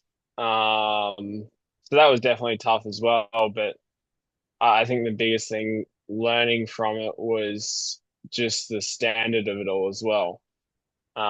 Is it's one thing to, have these aspirations to go and do it, but the reality is that this is the highest level and you have to have not you don't have to have a lot of things to go right, but you have to be the best crew out there. And then in a sense, you got to make sure that there are things that don't go wrong. Yeah. And that's a hard thing to do. And that's probably when I really realized that, yeah, the standard is so much higher than I'd even probably imagined as well. Do you think that there would have been guys in some of the other eights that you've rowed against in since in US college landscape? That'd be right. So guys from, was there anyone from any of those other eights that you've raced since when racing for Cal? Uh, yes. I think Simon Van Dorp, Yeah. he was in the Dutch eight, and Yeah. then he went back to Washington. Washington the following Yeah. year. Because But I I think always that was it. felt like with some of the college aids and even some of the King's Cup aids that in any of those crews that the talent would be less than most international aids or an Australian international aid, but the performances were more than the sum of their parts, where sometimes in the Australian aid it's less. And that never Mm, and at the Olympic Games, and if we look at the men's eight since 2004, where Australia won a bronze, it's been 6-6, didn't qualify. What did you guys come in Tokyo? six. Six and then six in Paris. But then Yeah. everyone in those crews has kicked ass somewhere else, either internationally or in US colleges or in fours or in pairs. And so it's this ongoing frustration I have with the Australian men's eight, which is, one of the things that, I wanted to, because we have some crossover with people. We've rode with some of the same people. The young whippersnappers that I rode with have then become these old dogs that you rode with. And yet the one thing that's changed is not the amount of talent, but almost what we've done with the talent when it matters the most. When you post regatta, and when did you basically back to Cal for the fall of that year? So 2021, you went back to Cal and then had a normal Yeah, sophomore year. yeah. Was that, were So you when consider that a sophomore year or a freshman year? yeah, I mean, I guess it was technically my sophomore year, Yeah. but I mean, I did consider it as my sophomore year. Yeah. But yeah, once I went back to fall that year, so I probably had 4 weeks in between, or probably less actually, and Okay. then yeah, flew back to Cal because I had to fly back to Australia, do 2 weeks hotel quarantine, and then I think I went home for 4 or 5 days, and then flew back to the US, and then I had that 2 year stint in the US, sort of more uninterrupted. Yeah.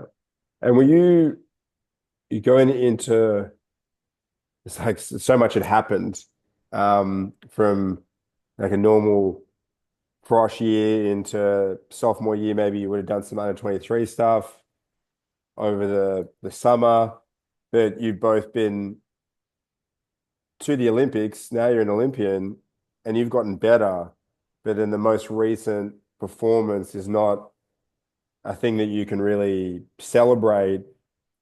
How are you feeling going back into Cal? Like, did you have a sense of assuredness based on knowing that you were better than when you'd left, but with a bad taste in your mouth because of the result, or were you able to separate out the result from you as an oarsman?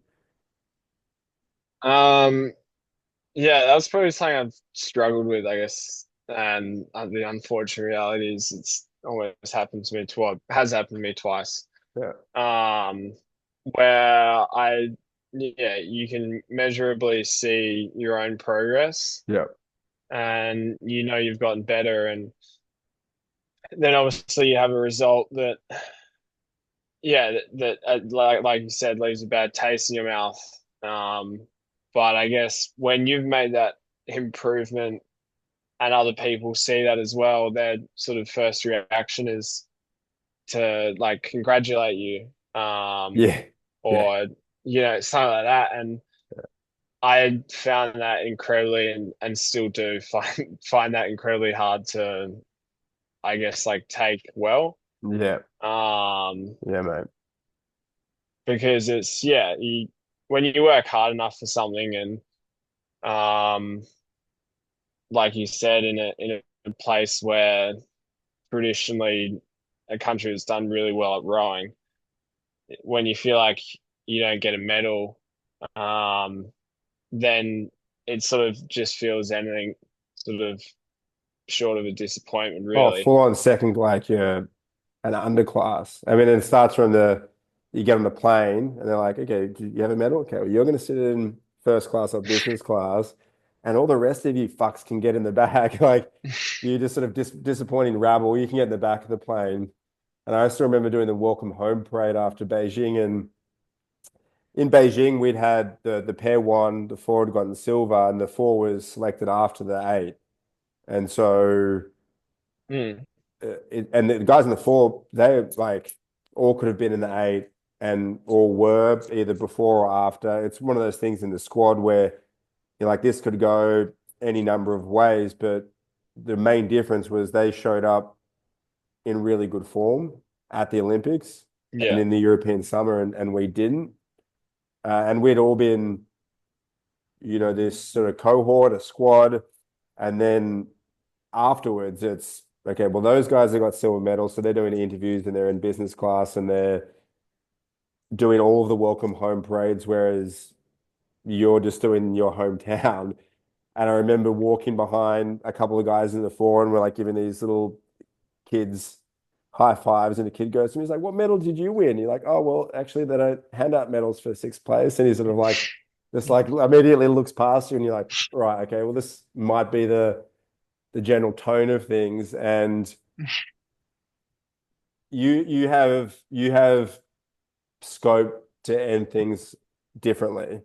Mm, than me because you're younger at all stages, and so you're not going to have to live with these results necessarily, but you're going to have to be at peace with it, and that might take a little time. The future good results might make that a lot easier, but it took me 8 years to get the Olympic rings tattooed because mm, it took me that long to be at peace with my Olympic experience, to even be able to talk about it with us immediately, just immediate disappointment was if it came up, it's like Olympics disappointment. And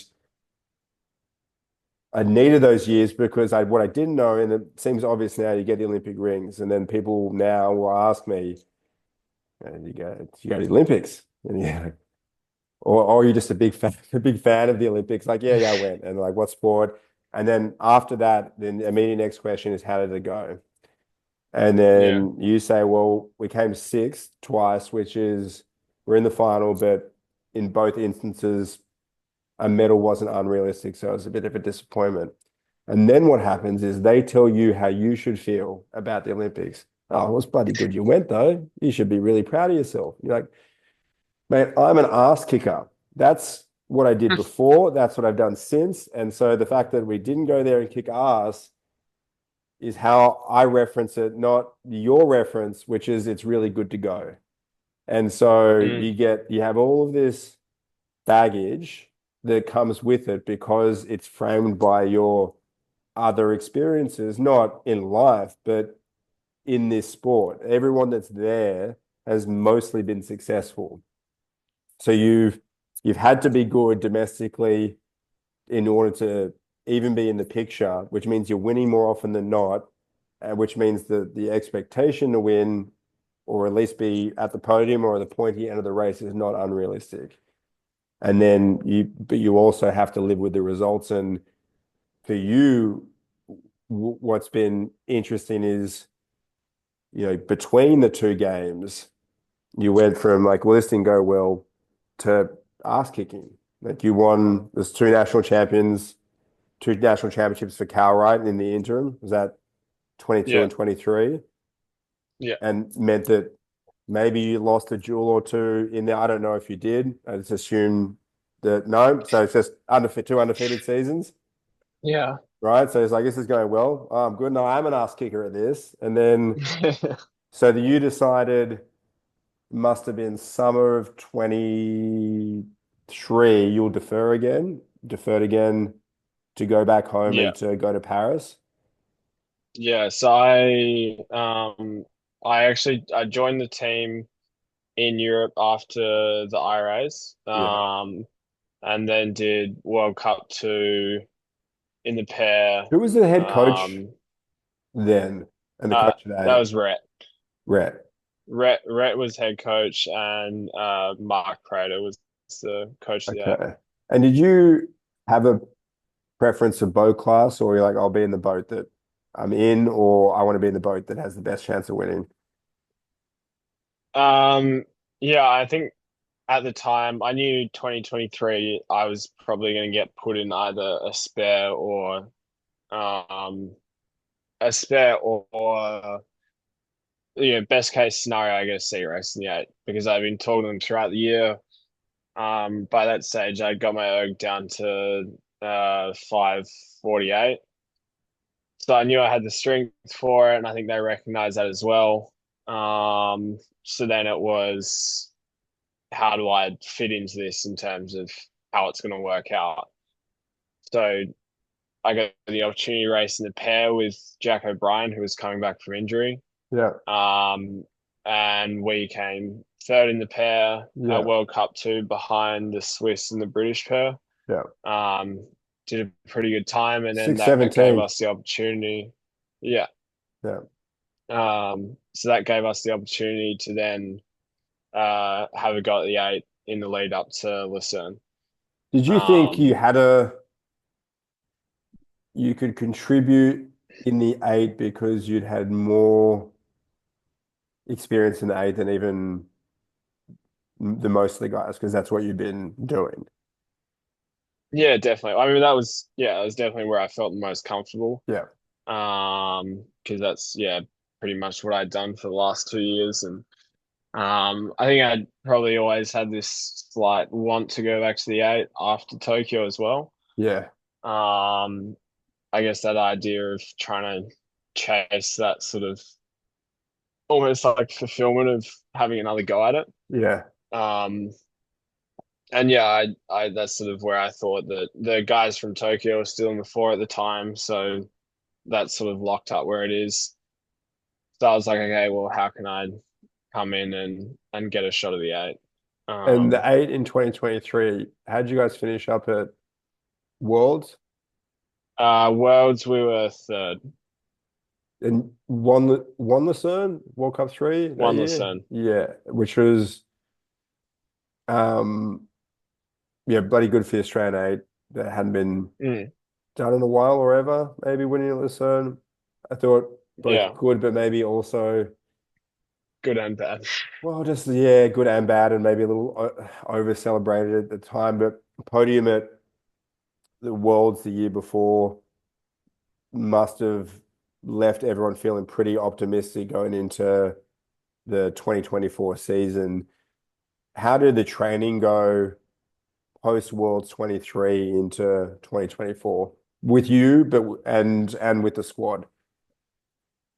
Um, Personally, I was really happy with my domestic season.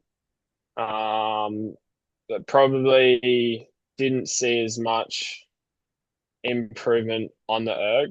Yeah. But I knew spending the time in the pairs was essentially getting me to row better. Um, but yeah, it was a weird domestic season. It just sort of felt a little bit lost in exactly what the plan was. And that definitely played a factor into how the whole sort of season shaped up. Plan in terms of Um, who, what boats are we going to be emphasizing? Who's going to go where? yeah, like it was a little bit vague in terms of I think after 2023, there was definitely the everyone sort of knew that the eight was potentially going to be prioritized. Yeah. How that was going to fit in, that was sort of where it was not really that certain. Um, and then there were just a few things on our end, just like exactly what the training plan was doing and stuff like that that probably just left a little too much. To be desired, really. Was that new for you? Because, I have the Princeton experience, and there's aspects of the program that maybe I would do differently in terms of different sessions at different times, but it's clear what it is and where it's going, and there's a Mm. momentum to it, and you can have a lot of buy into that when things tend to go successfully at the pointy end of the season, which it certainly had been the case for you. So did you feel like, we're at this stage where we're getting funded by the government effectively? Everyone here is full-time or professional oarsmen with professional coaches with professional support staff, and yet it feels less certain and more unclear. Unfortunately, that was a bit of the sense of it. I mean, um, like I like to think my time at college has instilled a bit of, I guess, sort of just like do what you're told and just go along with it. Like you said, you sort of usually have that like vision and I trust what Scott's doing. So he'll come down. We don't get sent a training program. Yeah. We go down in the morning, we stretch, get ready, and he'll tell us what we're going to do, Yeah, yeah, and yeah. that's not really questioned. But I guess when it's probably um and it was unorganized in the sense that we were sort of being told we're going to get a training program and we're getting sort of stuff empty promises in a way Yeah. that weren't really getting fulfilled. And I feel like when you sort of like you want to see how you're going to like improve yourself and you're just like not really sure, you don't have that trust yet, and then you're not really sure what's going on that around the corner, then that sort of again creates that like frustration as well, and that Did you feel like the uncertainty was around expectations or what you were going to be doing on a day-to-day, week-to-week basis, where it was going to end up, or basically just all of it? um I mean, the one thing I never doubted was uh the one thing I never doubted was we had we had guys to do it. Um and the talent was 100% there. But exactly how they were going to utilize their run and exactly how they were working that out was something that was, yeah, a little bit unknown to everyone, and exactly what their plan was. Not that I need to know that, Yeah. but you just want to make sure that every box is ticked, and um, like essentially your best interest is in their eyes as well. Yeah. And which is Um, only to be the opportunity to be successful. Like that's the interest. It's not you need to be like you've come from a program and you're in a program now where you don't know what the session is until you're about to do it. And that's perfectly fine because you know where it's going. You also know there's going to be a 1V, a 2V, a 3V. Like there's a pecking order. It will be selected based on the coach's opinion of who will make the fastest crew. That's that's all there is to it. Whereas on the national team, none of those things are given. And so when I laughed to myself when you were saying the one thing you knew was that the talent was there. And I feel like on the Australian team, on the men's team, which is the portion that we can speak to with a little more assuredness, that the talent is always there, especially by the time the Olympics roll around. That's never been the issue. It's what are we doing? How is that talent going to be managed? And so when I think of the talent that we've had and then the results that we've had, you can't help but feel like, well, what a waste of that talent. There's kind of no other way to reflect on it. And you're still in the mix, so maybe you can't speak as frankly as I can, but yeah, I'm frustrated on your behalf and frustrated that there hasn't been an evolution and a frustration that in principle they can go like, oh yeah, we decided to prioritize the eight, but didn't take the steps to actually prioritize the eight.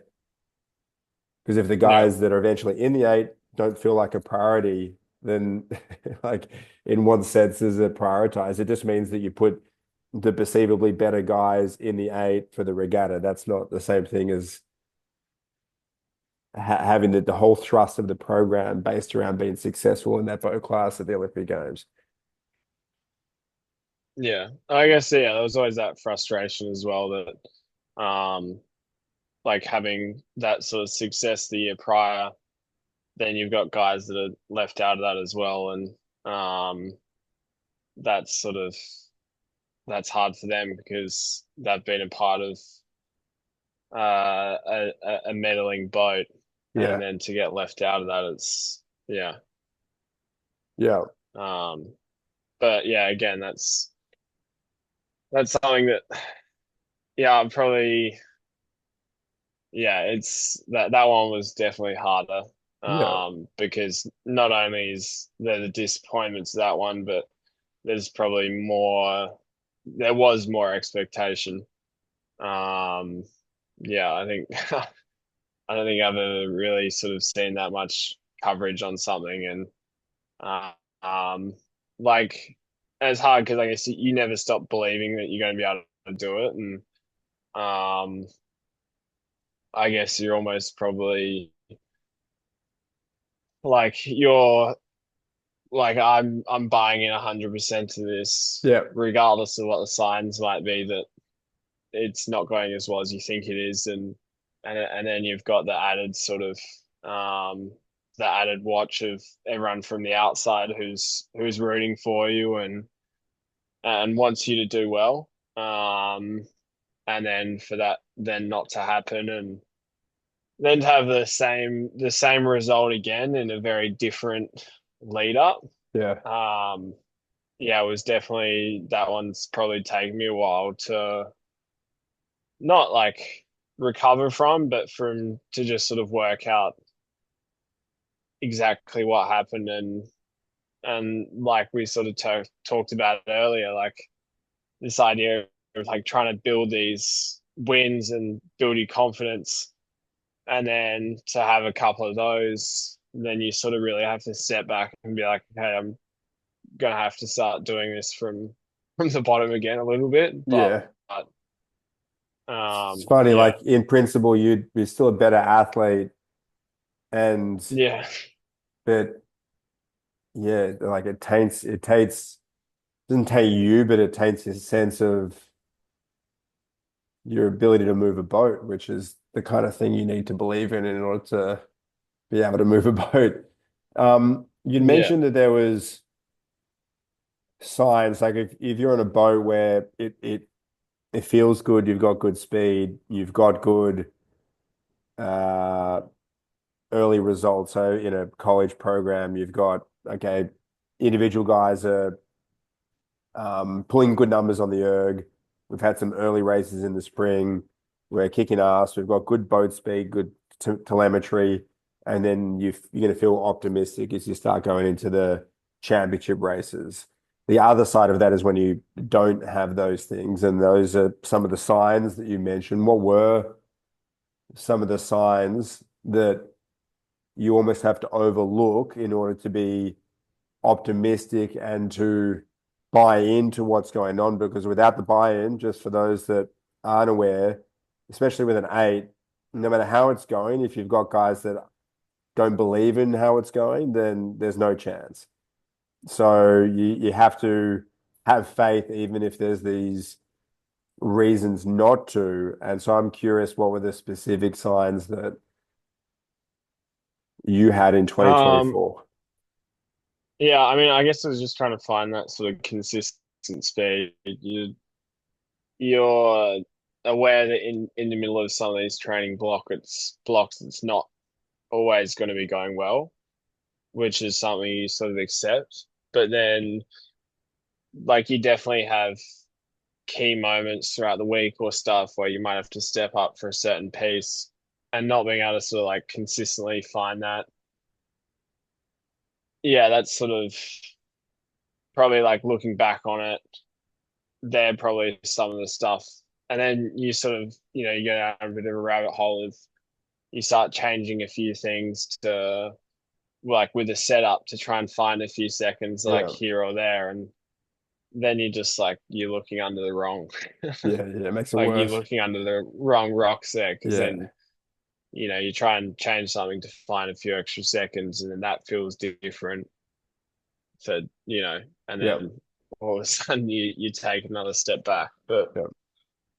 I mean, just stuff like that where, like, at the time you're sort of grinding through the process, and like you're trying to find what you should be able to have. So that process is in itself, you probably get lost in that you don't actually see. Okay, like maybe we're struggling here more than I initially thought. Like looking back on it now, Yeah. when it's easy to do that now, but yeah, like I said, when you're in the middle of trying to figure out that problem, that almost just like goes over your head. Do you feel like there's even anything you could do as one guy, in the Um, squad, in the crew, that has a sense that, well, this is not going the way that we need to in order to be successful.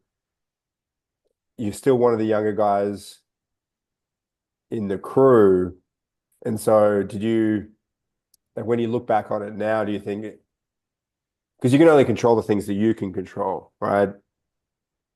from your seat, Mm. it's rowing as well as possible, complimenting the guys around you, being supportive of the other guys on and off the water.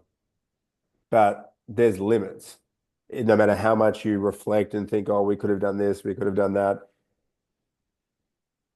I've always found that tricky because I can look at stuff we in 2008 where I graduated in '06 and had 5 years of mostly success in the eight. And then I'm rowing with guys that have done a lot internationally, but not an awful lot of consistent success in the eight. And so not an awful lot of assuredness about what we should do in this boat class. Meanwhile, I had a guy in my crew that is his sixth Olympics. And so if he's not going, well, this is shit and this is shit, I'm thinking we need to do this better, but no one's saying anything.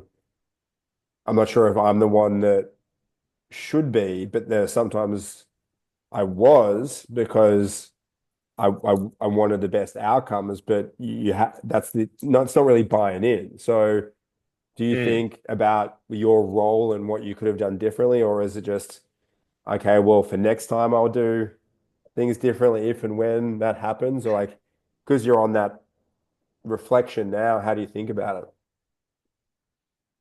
Yeah, I mean that's like I definitely would look back and there's moments where I would have loved to put my hand up and say something, and that's probably something that I as a person struggle at, just in terms of I would like to think that I've always been better at leading by example rather than being the one to interject and say that. But at the same time, I think at times I probably wasn't even aware of it as well. Yeah. Um, like, yeah, I think I was just like so focused on doing as well as I could and like just trying to get the crew going as well as I could, and we all could. Um, that yeah, like I can't really say that there's necessarily I something I could have done as an individual. I think we could all probably would all probably collectively look back on it, and there's probably things that we might like to speak about a bit more openly, but at the same time, I don't think like individually it needed to be more of a collective action, I think.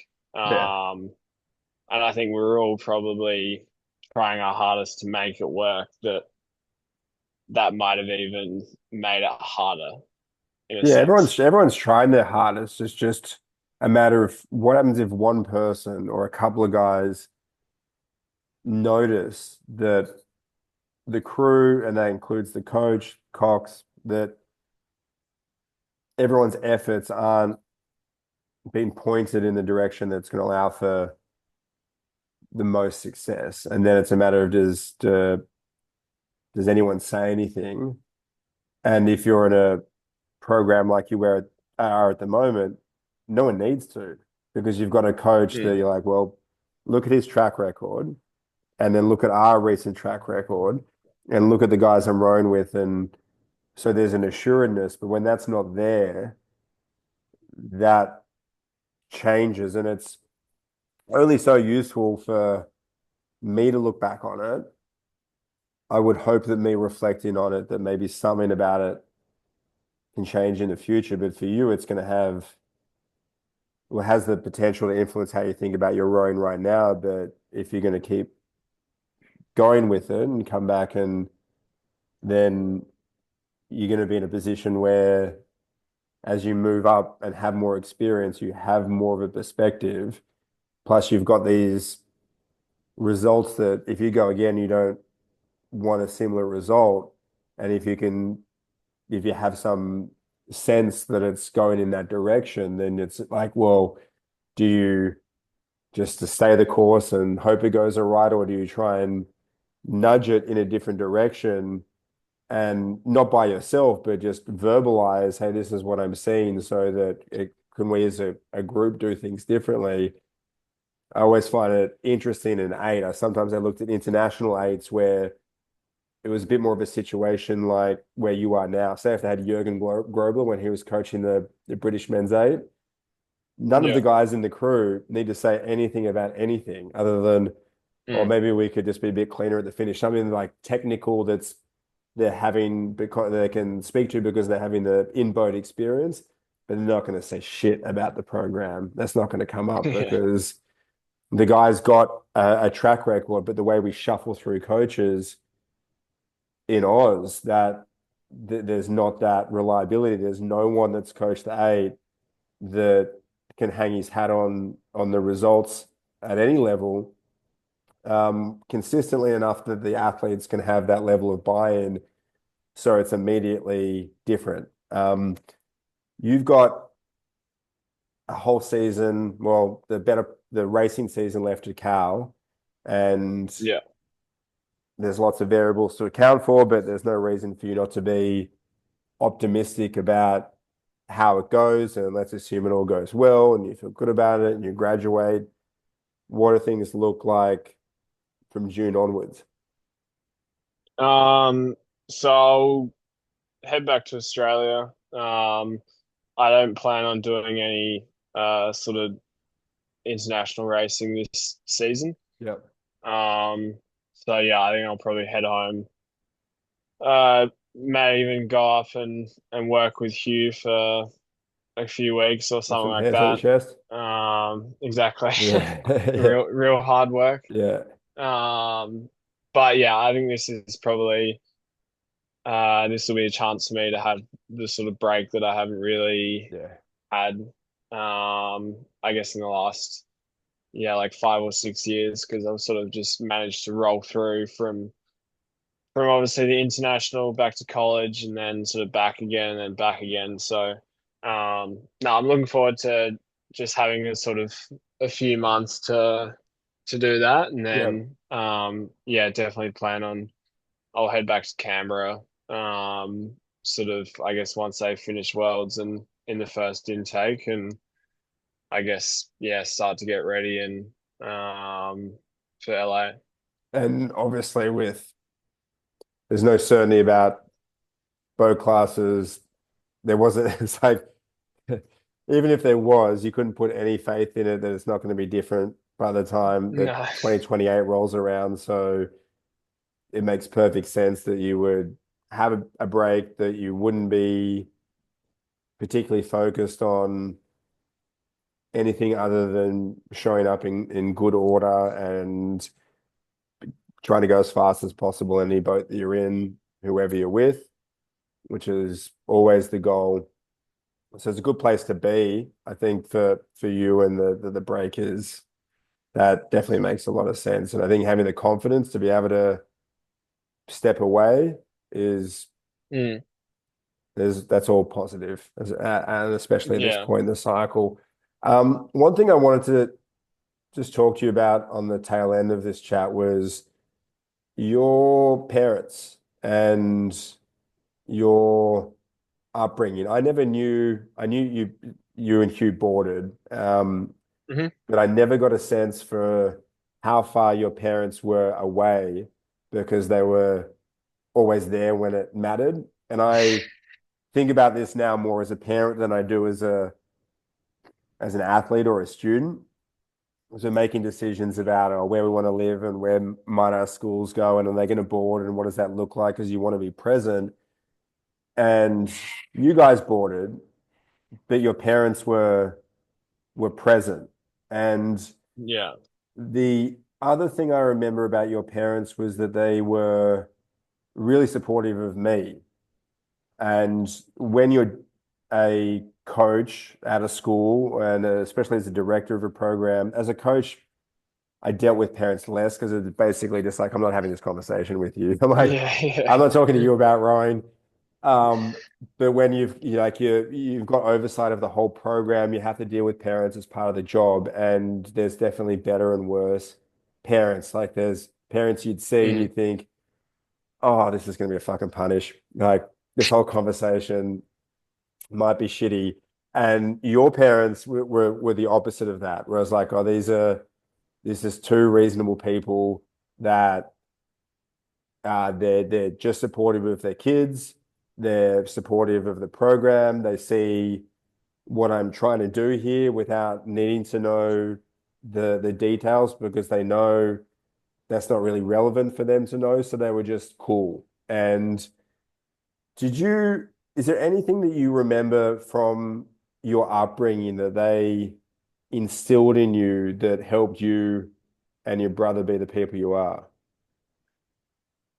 Um, I think like one of the main things was they always, yeah, they were never sort of hesitant to let us try stuff. And I think it was, like go off and do your thing and we'll be there to support you. And as long as you give that like a good effort and a good go, then like we'll back you in essentially. Yeah. Um, so yeah, I think about like all the different sports I played growing up. And yeah, as long as you're actually going to show up and have a good effort out of it, then they'll be there to take you and support you each weekend and stuff like that. Um, but I don't know. I think they just sort of raised us. And I think obviously me and Hugh being together helped as well because yeah, we also always had that competitiveness between each other. Um, What's the age but gap yeah, that for you guys? for 3 years. 3 years. Yeah, okay. Yeah. Um, but yeah, like I can't think of anything like specific that they did that was like, you have to like they're not like sitting us down like grilling us about work ethic and stuff like that. Yeah. Um, but it was more, I guess, just like the way they conducted themselves with us and just like showing us the support, providing that we buy in and give it a proper effort. Well, one of the joys I take out of you doing what you've done is knowing how much pride that would have brought your parents. And because I remember them standing on the banks at West Lakes and no one has any idea where it's going to go. I thought you might have some potential because there was enough of the right ingredients, and that includes having good people as parents and a older brother that is going to set a good example. Like that's very favorable for you, but you're going to have to have done a lot of work in order for things to go the way that they have. So there's nothing to be taken for granted. But I, yeah, I take joy in the amount of joy they must have taken. So good on you. And thanks for having this chat. I No, appreciate it. We'll thank you. see how things go for you guys this spring. And I'll, I remain optimistic for the national team and particularly the heavy men and particularly the men's aid to go well. And if you're there and I hope you have an influence and that you're able to impart some of the cultural aspects that you're both benefiting from but contributing to now because there's something about the way that good US collegiate eights go about things, the simplicity of the process, that there's a clear hierarchy, there's a coach that say this is how it's going to be, the assistant coaches support that coach. It all makes sense logically. And those that haven't benefited from it don't have that experience. Like imagine all the guys that row in Australia that have come up, through those domestic programs, there's no way to check in on that. So you have something to contribute, and I hope that you do. Yeah, no, thank you. I appreciate it.